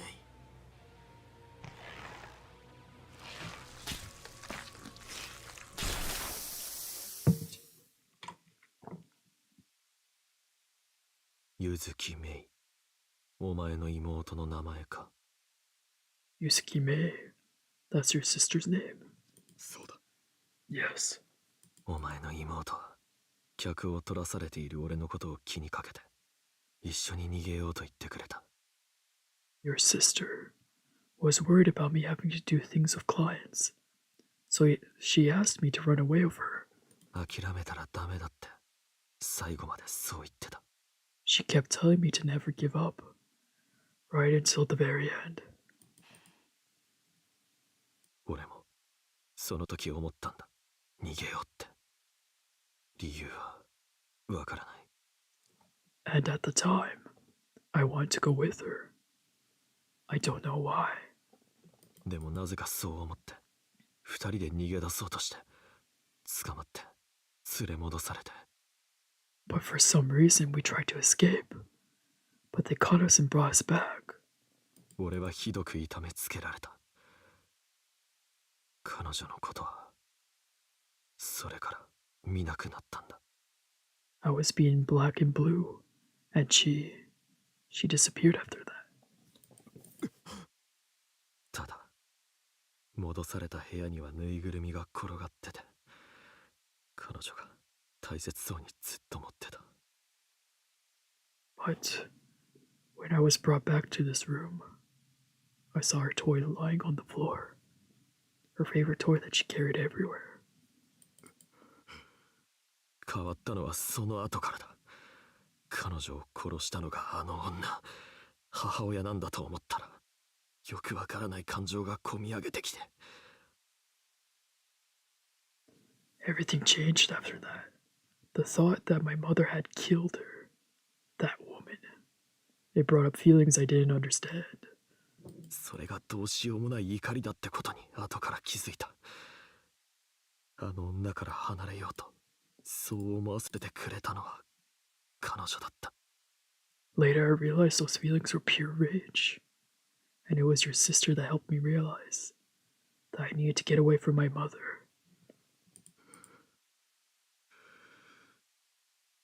それは本当なんだな。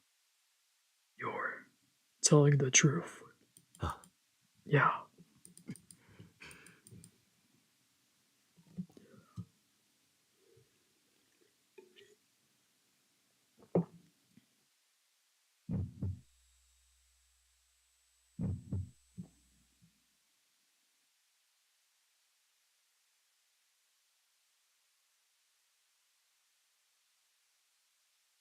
Yusuki Mei.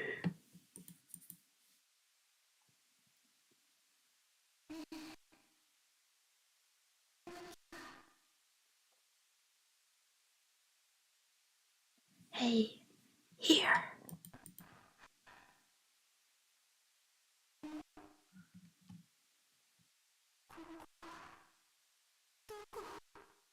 Where am I?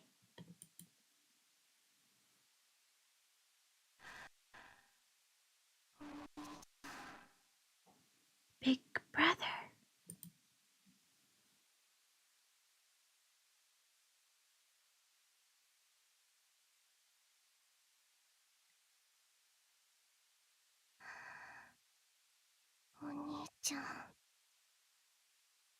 She's much older than I thought she would be.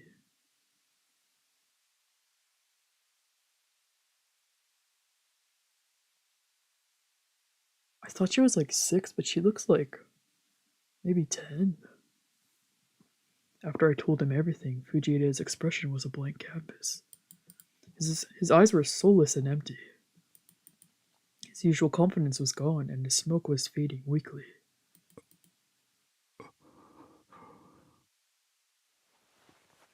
Silently, he took me by the arm and hauled me up onto my feet. Then he turned and staggered unsteadily out of the room.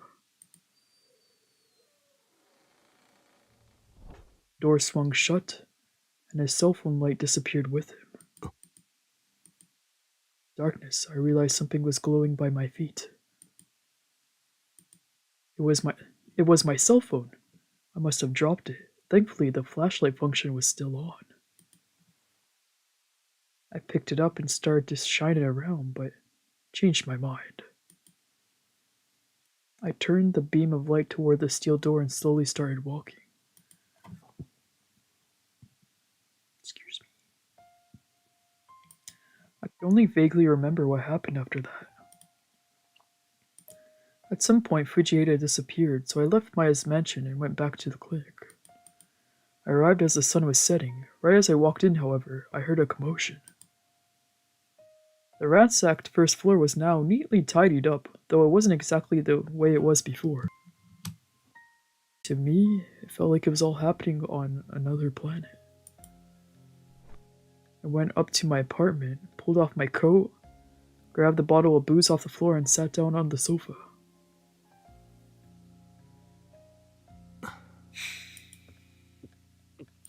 I poured the alcohol down my parched throat, then stared into space without bothering to turn the TV on. When I regained my lost memories at Maya's mansion, it fucked me up really hard. Now, in the calm after the storm, my head was just empty. I wasn't rejecting my past. My brain just couldn't process it fully. Still, I could tell that something had distinctly changed.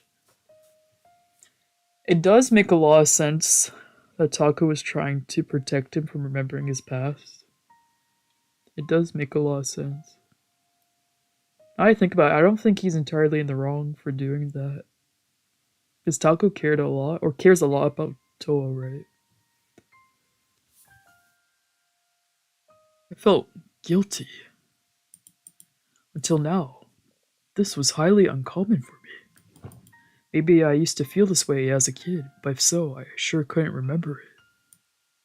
But now, feelings of guilt had sprouted up in my heart regarding that girl, Fujieda's little sister. She was my ray of light. Back then, I was powerless to oppose my birth mother's cruelty. That little girl was the only one who reached out to me. I guess his mom never cared about him. But now, she was gone. She tried to help me escape, but we were captured, and after that, I never saw her again. Most likely, she was murdered. By Maya. If only I could have died in her place. No matter what they put her through, they never broke that little girl's spirit. She always used to tell me that her big brother was coming to save us. Oh. Surely she deserved to live way more than I ever did. I sighed, leaning back against the sofa, and closed my eye. I was always so complacent with my shitty life. I made all my own choices, so if I wound out dead, I had no regrets. Or so I told myself. But what if I was only alive at someone else's expense? What if the only thing that spared my life was the sacrifice of another, more worthy life? Could I still claim that I was expendable? Now I was questioning my entire life story. I was anxious and unstable. Did my life have any meaning? Was there any point in being alive if it meant she had to die? As I slumped into a depressive state, I heard a shy knock at the door. Then it slowly opened, and Ray walked in. I love Ray. I could still see bruises and cuts on his face. 急にごめんね。今急患が運ばれてきてるから、トワにも手伝ってもらおうかと思ったんだけど。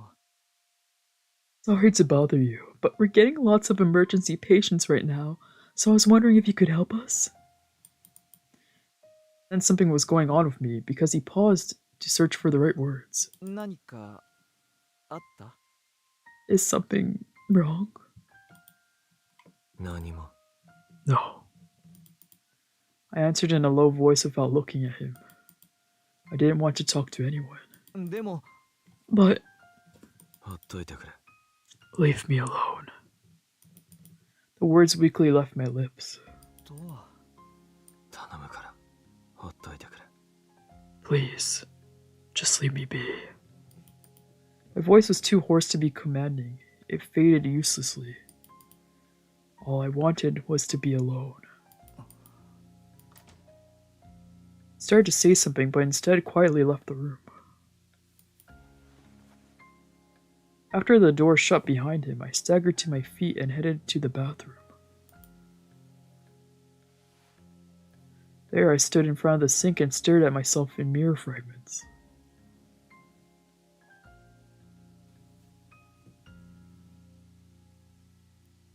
My face looked just like Maya from my dreams. Slowly, my lips curled into a smile. No, I was hallucinating. Wasn't smiling at all. Fuck. Uncontrollable anger welled up inside me, and I punched the mirror as hard as I could.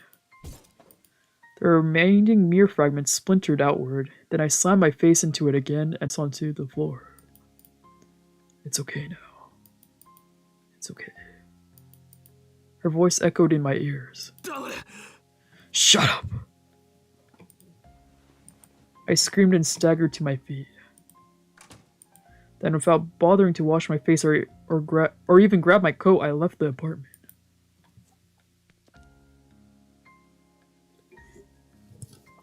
Downstairs, I left through the side entrance and staggered out into the narrow alley.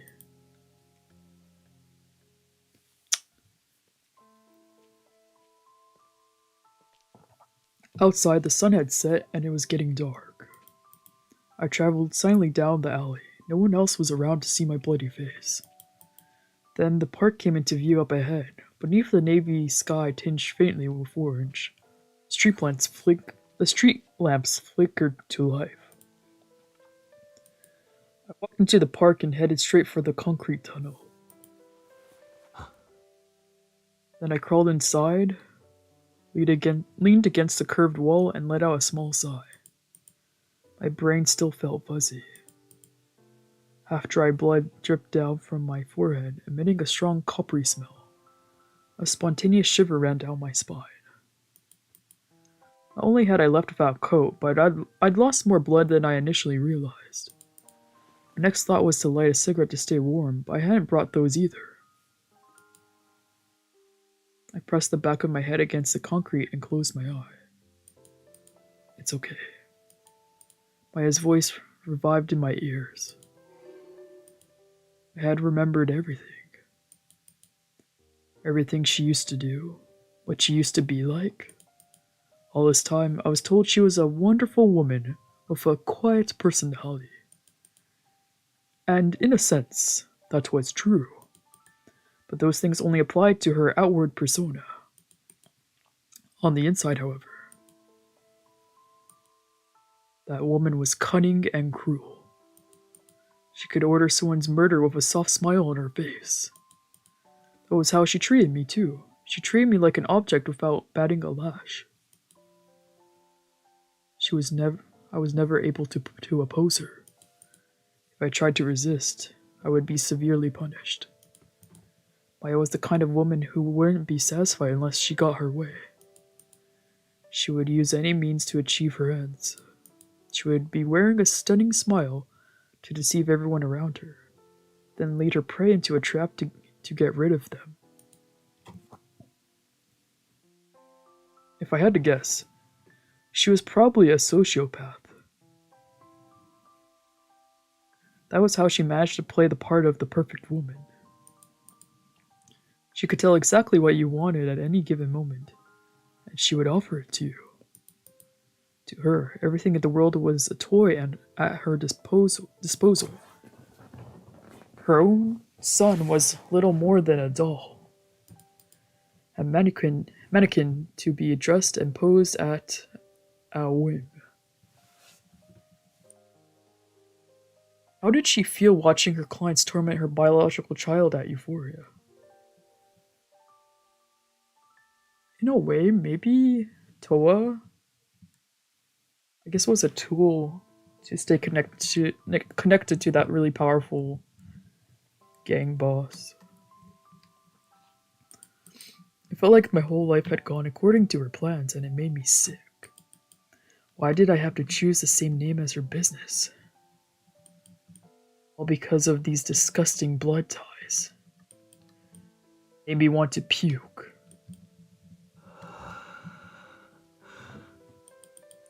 I let out. I didn't understand why I was still alive. My existence was so utterly meaningless. Choosing to die would be even more pathetic. These questions swirled around in my head, driving me to the brink of insanity. 殺すなんてお前にとっちゃ生ぬるいだろう。どうすればもっと痛めつけられるんだ。 The death penalty is a mercy for someone like you. I hurt you worse than that. Fuck. Fujieda was right about me. Death was a mercy for someone like me. I crawled out of the tunnel and started walking. I didn't want to think about anything anymore. So I need to find a way to switch my brain off. Be it pain or pleasure, I didn't mind it either way. I wanted to make myself utterly incapable of coherent thought. Outside the tunnel was now pitch dark. With the light of the street lamps at my back, I headed down the shadowy street.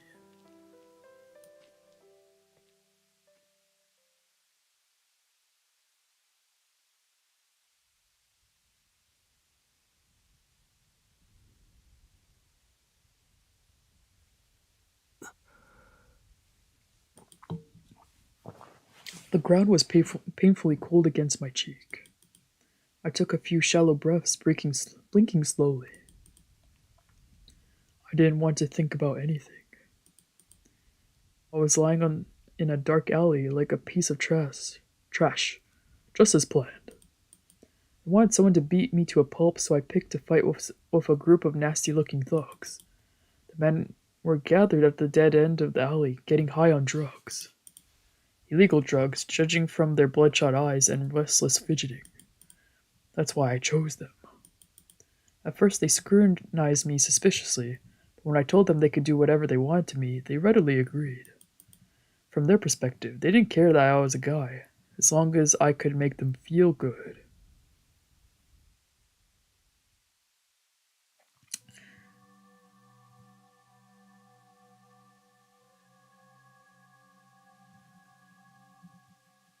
Is he not wearing pants? In the end, I punched and kicked until I puked up stomach acid, then tied up and gang raped.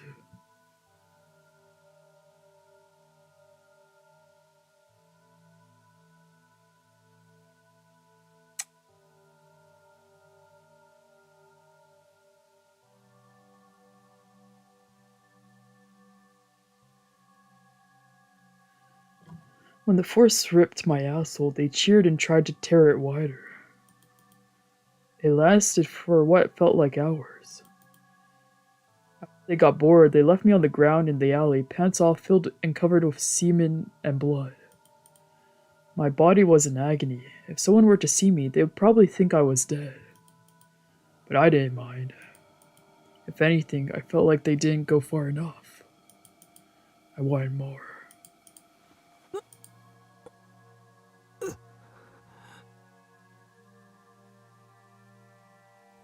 Slowly I sat upright and sluggishly dressed myself. Wincing at the sting of pain in my ass, I put a hand to the wall and heaved myself onto my feet. I coughed down at the ground, and blood and saliva trickled out. Must have cut my mouth when I got punched. If this still wasn't enough, then the only option left would be to off myself. I leaned against the wall and thought about it. If I wanted to die, how would I go about it? Eventually, I remembered all those cans of paint. Bro! My lips twisted into a sneer and I started walking, one hand braced against the wall. I can see why Taka was trying to prevent Towa from remembering. I needed to get back to the clinic before sunrise. If anyone saw me like this, things would only get more complicated. Unfortunately, the pain made it hard to walk. Those dudes might have broken a couple of my ribs.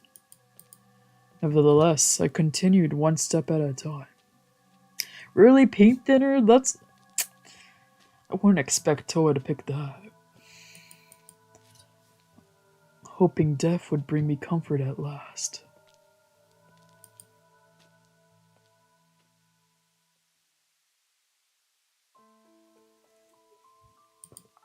Carefully, I crept into the clinic through the side entrance, then climbed the stairs to my apartment. I couldn't risk Taku or Ray finding me. Not this time. Once I finally dragged my heavy body all the way home, I let out an exhausted sigh. Then I walked over to the graveyard of flipped canvases. These paintings represented all the art I've created with my lifetime, and they all came in different sizes. I grabbed a few and tossed them onto the floor. Once they were all in the same area, I walked over and arranged them so they formed a circle around me. And I scattered my paints, brushes, and wooden pellets and sketch pads on top.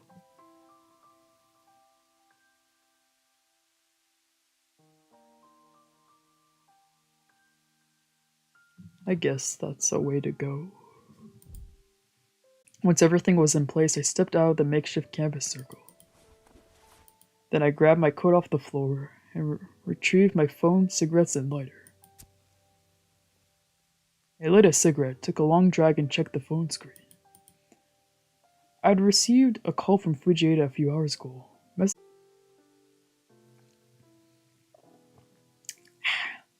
He was gonna go this route.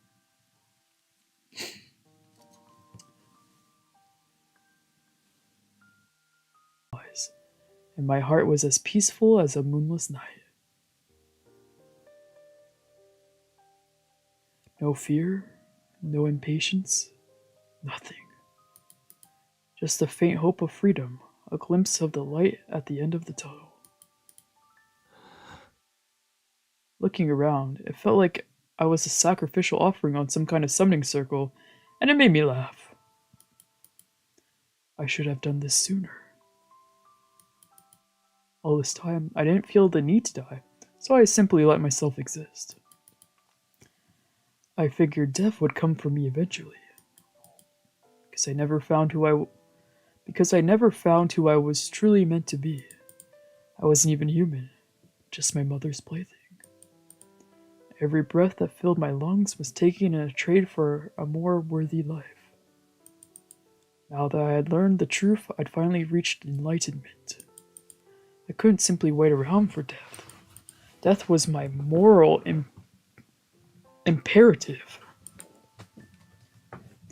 Paint thinner dripped from my bangs as I gazed down at the lighter. Soon it would finally end. All of it. Now all I had to do was...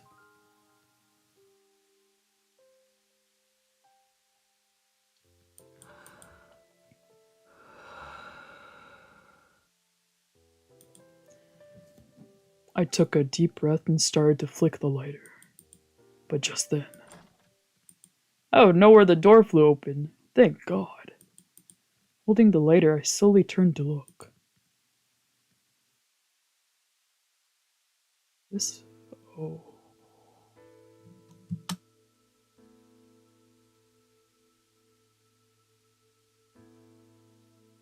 It's the slow damage color! It's the token color of the game! Whoa! Fujieda stared at me in stunned silence. He scanned the room, then looked back at me. What are you doing? His voice sounded so strange now that the room was staged for my pathetic ritual sacrifice. None of your business.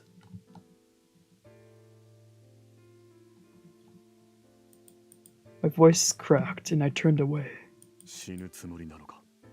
Are you planning to kill yourself? At this, I almost burst out laughing. Congratulations, you have eyes. 見たまんまだよ。 What does it look like, genius? In spite of my amusement, the voice came out curt and flat. 何しに来た？ Why are you here? 君に電話をした。メッセージも送った。 I tried to call you. I sent you some messages as well. 知らない。 I didn't know. だろうな。そう思って直接来たんだ。 I thought as much.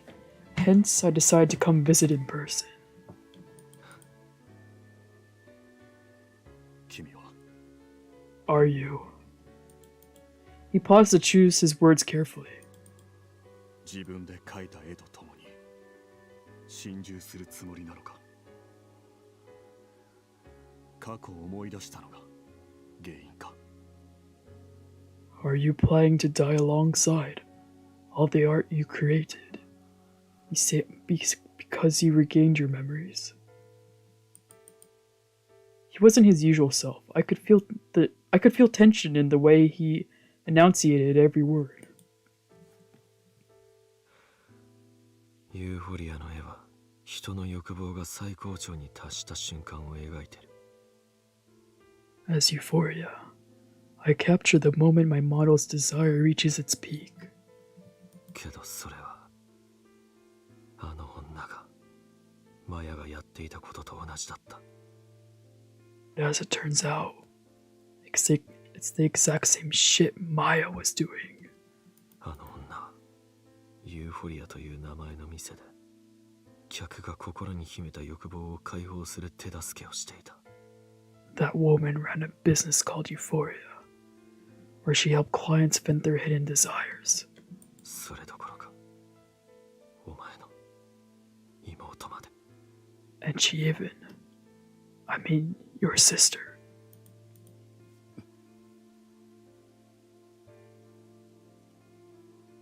His expression clouded over and he frowned slightly.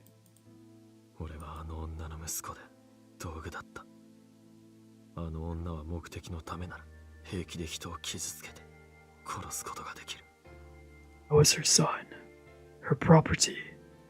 She would hurt or kill people at the drop of a hat if it would achieve her goals.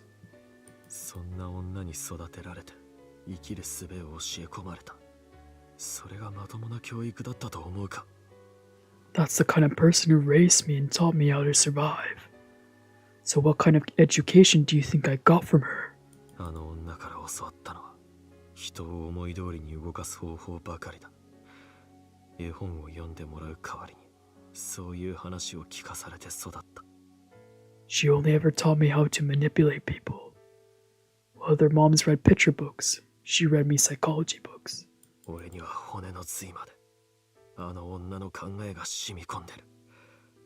だから無意識に同じ行動をとってる。あの女のコピーなんだよ、俺は。 Her teachings are rooted in my core. That's why I do the same shit she does without even being conscious of it. I'm just her fucking clone.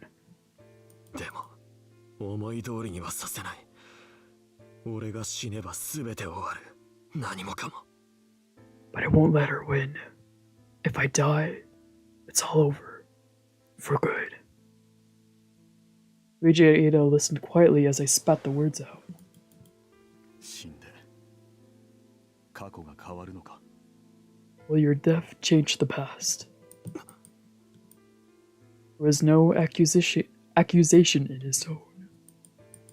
俺もお前も妹もマヤに振り回されてもてあそばれた。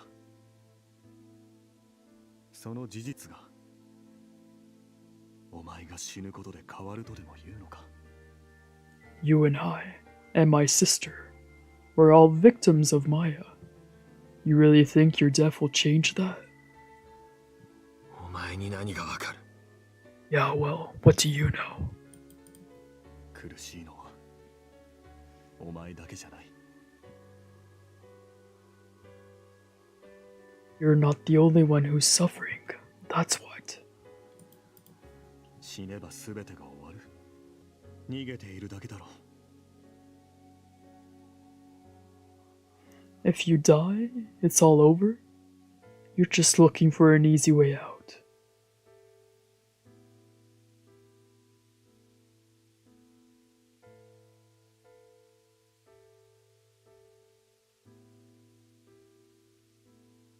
逃げて何が悪いんだよ。 And what's wrong with that? 死は一番手っ取り早く楽になる方法だ。 I concede that death is the fastest escape. 過去を思い出してもなお生きることはお前にとって地獄にも等しい苦行になるはずだ。 Whereas choosing to live on with these memories will almost certainly be hell for you. それでも歯を食いしばって生きることに意味があり懺悔にもなる。違うか。 Nevertheless, there is meaning in gritting your teeth and fighting on. It is a way to atone, is it not? He exhaled and looked away. 俺も地獄を生き抜いてきた。俺はただ妹の真実が知りたくてそのために生きてきたんだ。 Like you, I have fought my way through hell.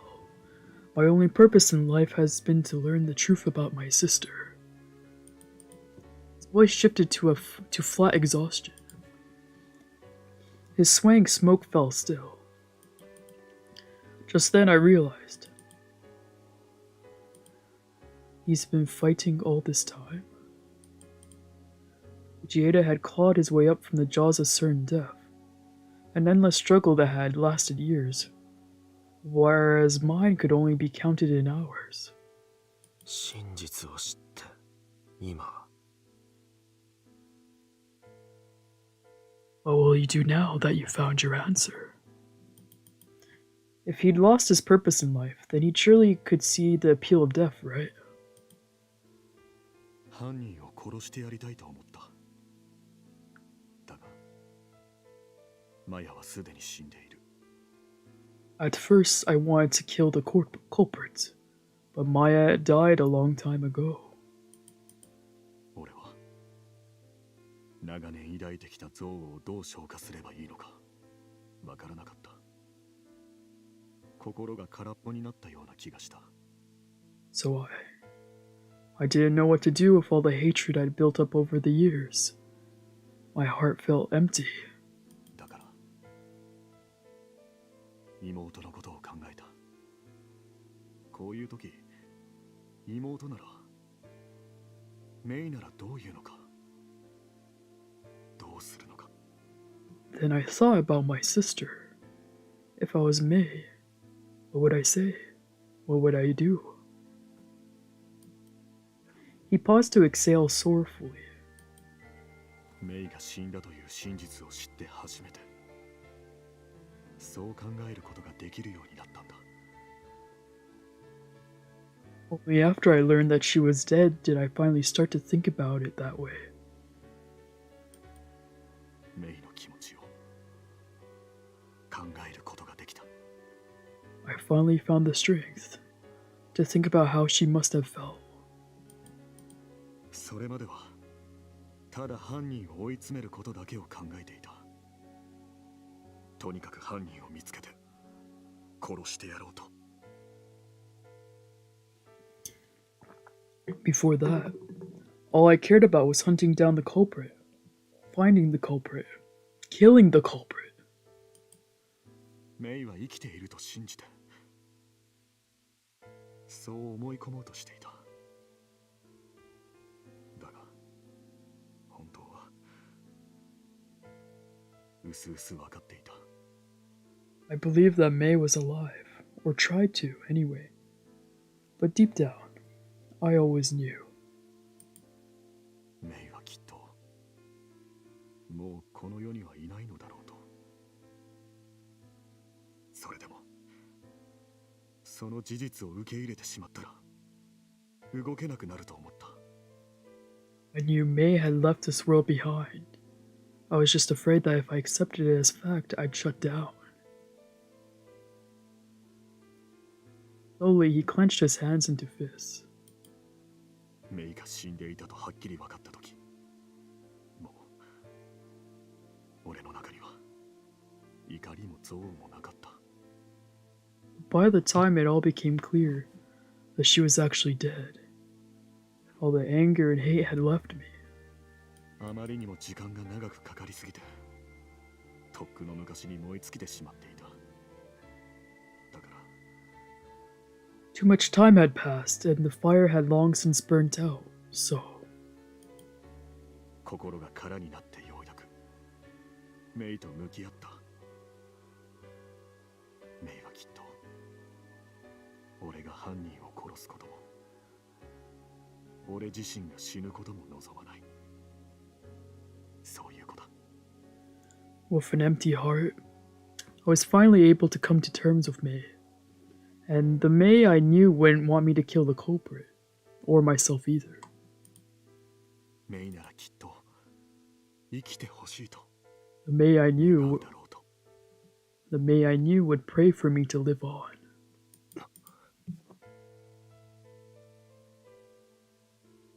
He looked at me. His gaze was heartfelt and full of light. あの子のことを、あの子と一緒にいた時間を思い出したのなら、お前にもわかるはずだ。 If you remember her, if you remember the time you shared with her, then surely you know I'm right. あの子はお前を助けようとしたんだろう。お前を放り出すことなく、二人で生きようとしたんだろう。 She tried to save you, didn't she? She didn't abandon you. She fought for both of you. メイのおかげで生きる意志を取り戻したと、そう言っていただろう。だったらお前は生きてくれ。 If she pulled you out of that pit of despair, as you said she did, then... gone. あの子の最後の望みを叶えてほしいんだ。 All I ask is that you grant her dying wish. The light in his eyes grew stronger and stronger. お前は人の願望が叶った瞬間を、命を燃やし尽くす瞬間を描いてきたんだろう。ユーフォリア。 Your paintings capture the moment people's desires are realized. The moment their souls catch fire. Isn't that right, Euphoria? だったらメイの望みを叶えてくれ。あの子が生かそうとした命を殺さないでくれ。 If so, then make May's wish come true. Please, don't waste the life she died to protect. もし少しでもメイを思う気持ちがお前の中にあるのなら、 If she meant anything to you at all, then please.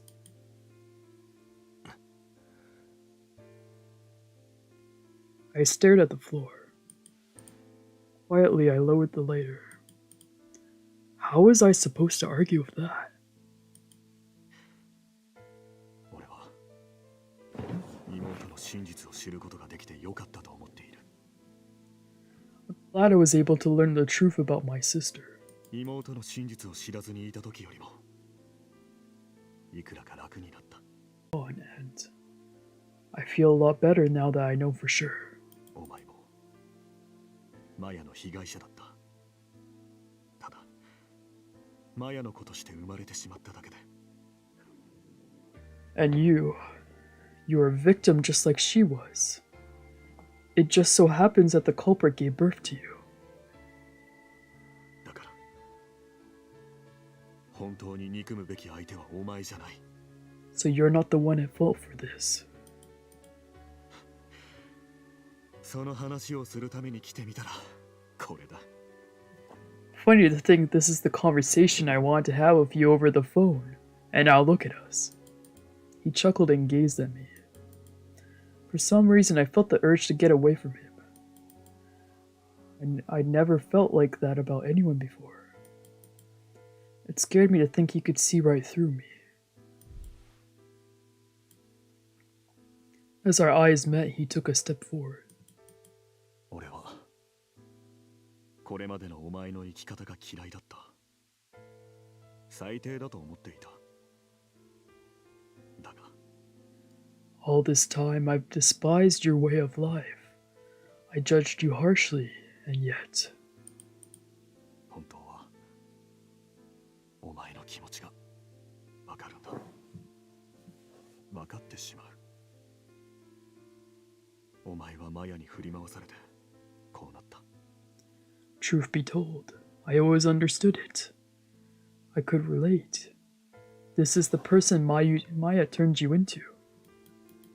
妹は母親に売られた。金のために。俺たちも肉親のせいで人生をめちゃくちゃにされた。 My parents sold my... Oh, shit. My parents sold my sister to her, you see, for the money. They ruined both of our lives, and お前の今の姿は俺だったのかもしれないと心の奥では分かってたんだ。初めて会った時から。 from the moment we first met, deep down, I knew I could have turned out just like you instead. だがそれを認めるわけにはいかなかった。認めたら今の自分を否定することになる。 But I couldn't let myself admit it. Otherwise, what was the point of all the hard work I put in? 俺はメイを探すために藤枝亮という鎧をまとってここまで来たんだ。 I fought tooth and nail to find Mei, all while wearing the name Fujieda Ryo like a suit of armor. そう思う一方でお前と一緒にいるうちにお前は俺と同じ人間なんだという思いが強くなっていた。 And yet, the more time I spent with you, the more I realized you and I were the same. メイのことが分かって気持ちの整理がついた後、俺の中にあったのはお前のことだ。 Then we found out about Mei, and when I finally sorted out all my feelings, all I had left to care about was you. He took another step. お前を放っておくことはできない。 I can't just let you go. I stared at the floor unmoving.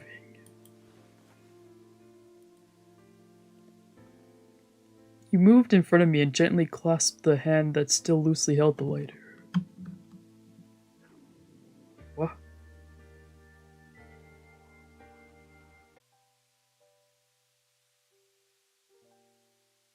You're a real mess, you know that? And you reek of turpentine. He crouched down slightly to peer at my face.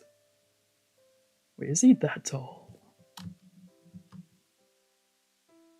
There was no hatred or anger in his eyes, just warmth. 風呂に入れ。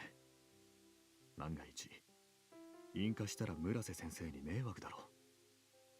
Let's wash you off. Besides, if you immolate yourself up here, it's Dr. Murase who will have to clean up. His voice called to me. It felt almost gentle. Fujieda didn't want me to die. He wanted me to live. He wanted to close the door on my chance of death and send me instead down the path of atonement.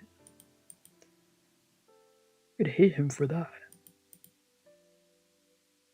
I certainly didn't have the right to complain. So, my back. At his prompting, I started walking. On the way to the bathroom, I nearly tripped over my own 2 feet, but he caught me.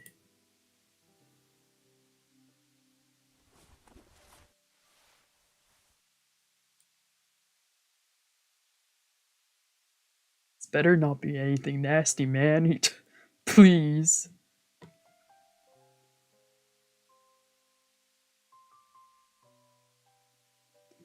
Once we reached the shower stall, my knees buckled and I crouched down. While my pain tolerance was pretty high, my body still had physical limitations, and the exhaustion had rendered me immobile. そのままでいろ。 Just stay like that. Fujieda pulled off his jacket and pressed both hands to my head. His nimble fingers combed through my hair. 出血は止まっているか。 Looks like the bleeding stopped. Relieved, he grabbed the shower head and turned on the water ever so slightly at a low pressure. 水で洗ったとしても、おそらく痛むだろう。やめておくか。 Even if we skip the soap, it'll probably stink. Want me to stop? I shook my head. At this point, it didn't matter what part of me hurt. 耐えられなかったら言ってくれ。 If it gets to be too much, let me know. As he spoke, he gradually ran the light spray of warm water over my head.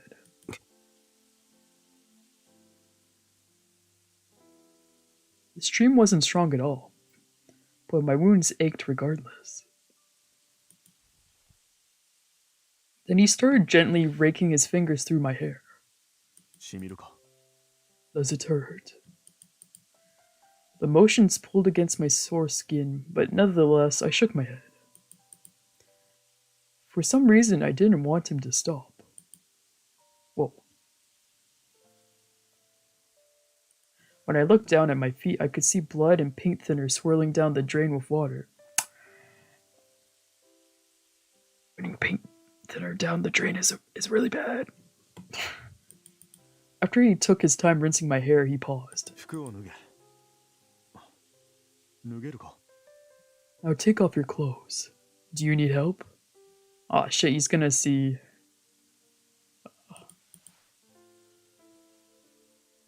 To do that, I would need to stand up. I put a hand on the tile and slowly pushed myself up. Then I attempted to peel off the wet clothes clinging to my skin, but my fingers were too weak. Fujieda sensed that I was struggling and joined in to help. Once I was stripped naked, I heard him chuckle and looked over on reflex. いや、昔、 Bro. メイが小さかった頃、着替えを手伝ったことを思い出した。 Oh, I was just thinking about how I used to help May get dressed when she was little. His wry grin was tinged with embarrassment. Then he looked up at my body and narrowed his eyes, scrutinizing my fresh cuts and bruises with a frown. He then turned his attention to my turpentine-splattered eye patch. He shot me an inquiring look, silently asking for my blessing. When I nodded, he gingerly reached out to it. Then he peeled it off of me, exposing my empty right socket. For a while, he gazed at it in silence. At one point, he started to reach out to it, but caught himself and averted his eyes.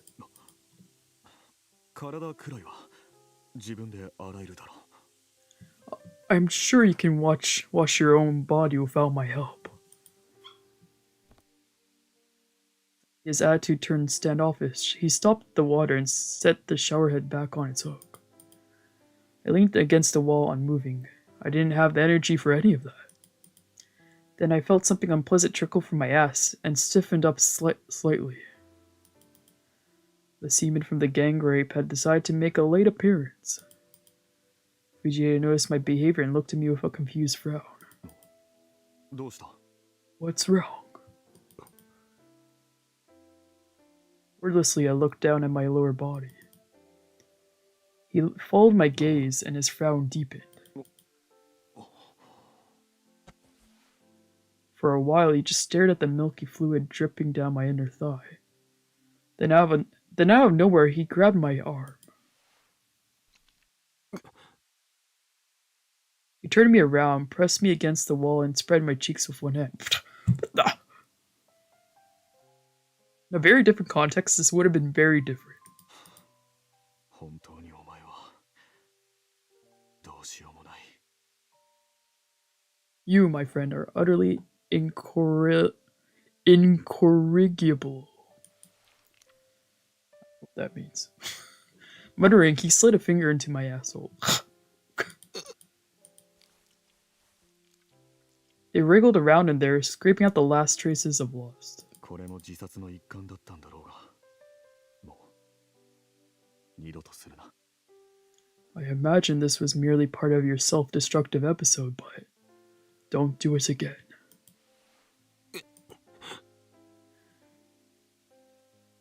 Whoa.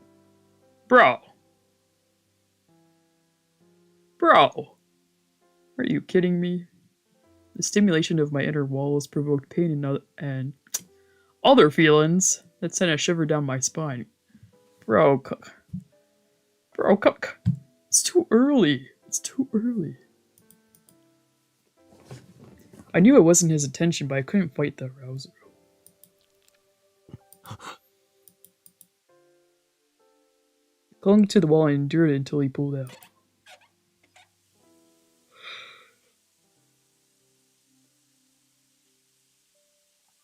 Next, he turned the water back on, hotter this time. The fluids from my ass mingled with the hot water and swirled down the drain. He grabbed the sponge, poured body wash onto it, and worked up a lather. Then he washed my body, and my only option was to let it happen. The soft, slippery sponge felt good against my skin. He seemed like he was angry when he was cleaning my ass. But now his touch was a gentle caress. I followed the sponge with my eye. I didn't see any scars on this arm, but I knew he had a lot of them.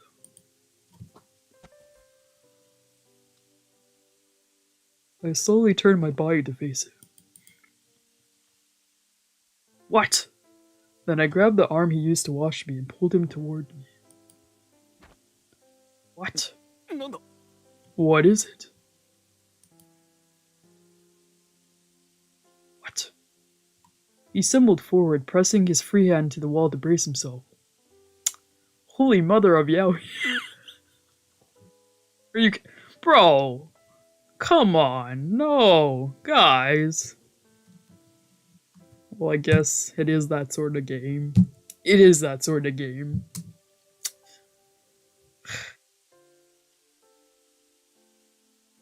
He stumbled forward, pressing his free hand to the wall to brace himself. As a result, he ended up under the shower stream. Uh-oh. Damn it. As he slicked his hair back with his fingers, I leaned in. What? What? I want to see it. What? I whispered so faintly, the shower drowned it out, and he shot me a quizzical look.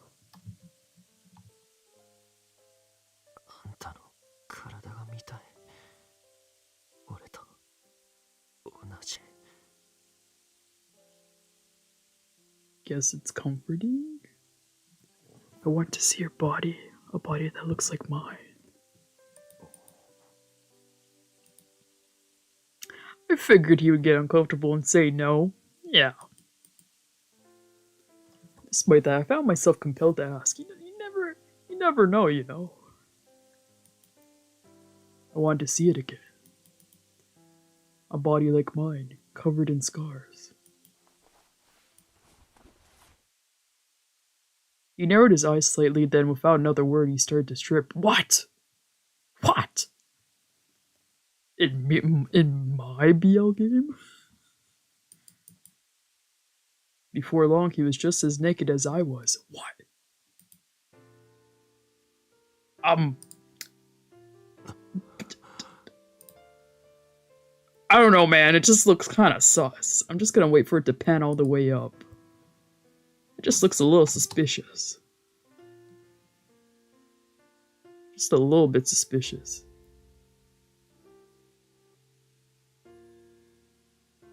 Just a little bit suspicious. Don't worry, they're what are they doing? What are they doing?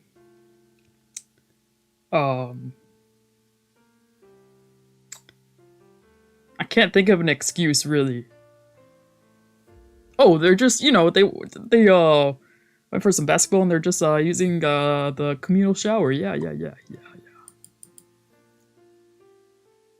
Something tells me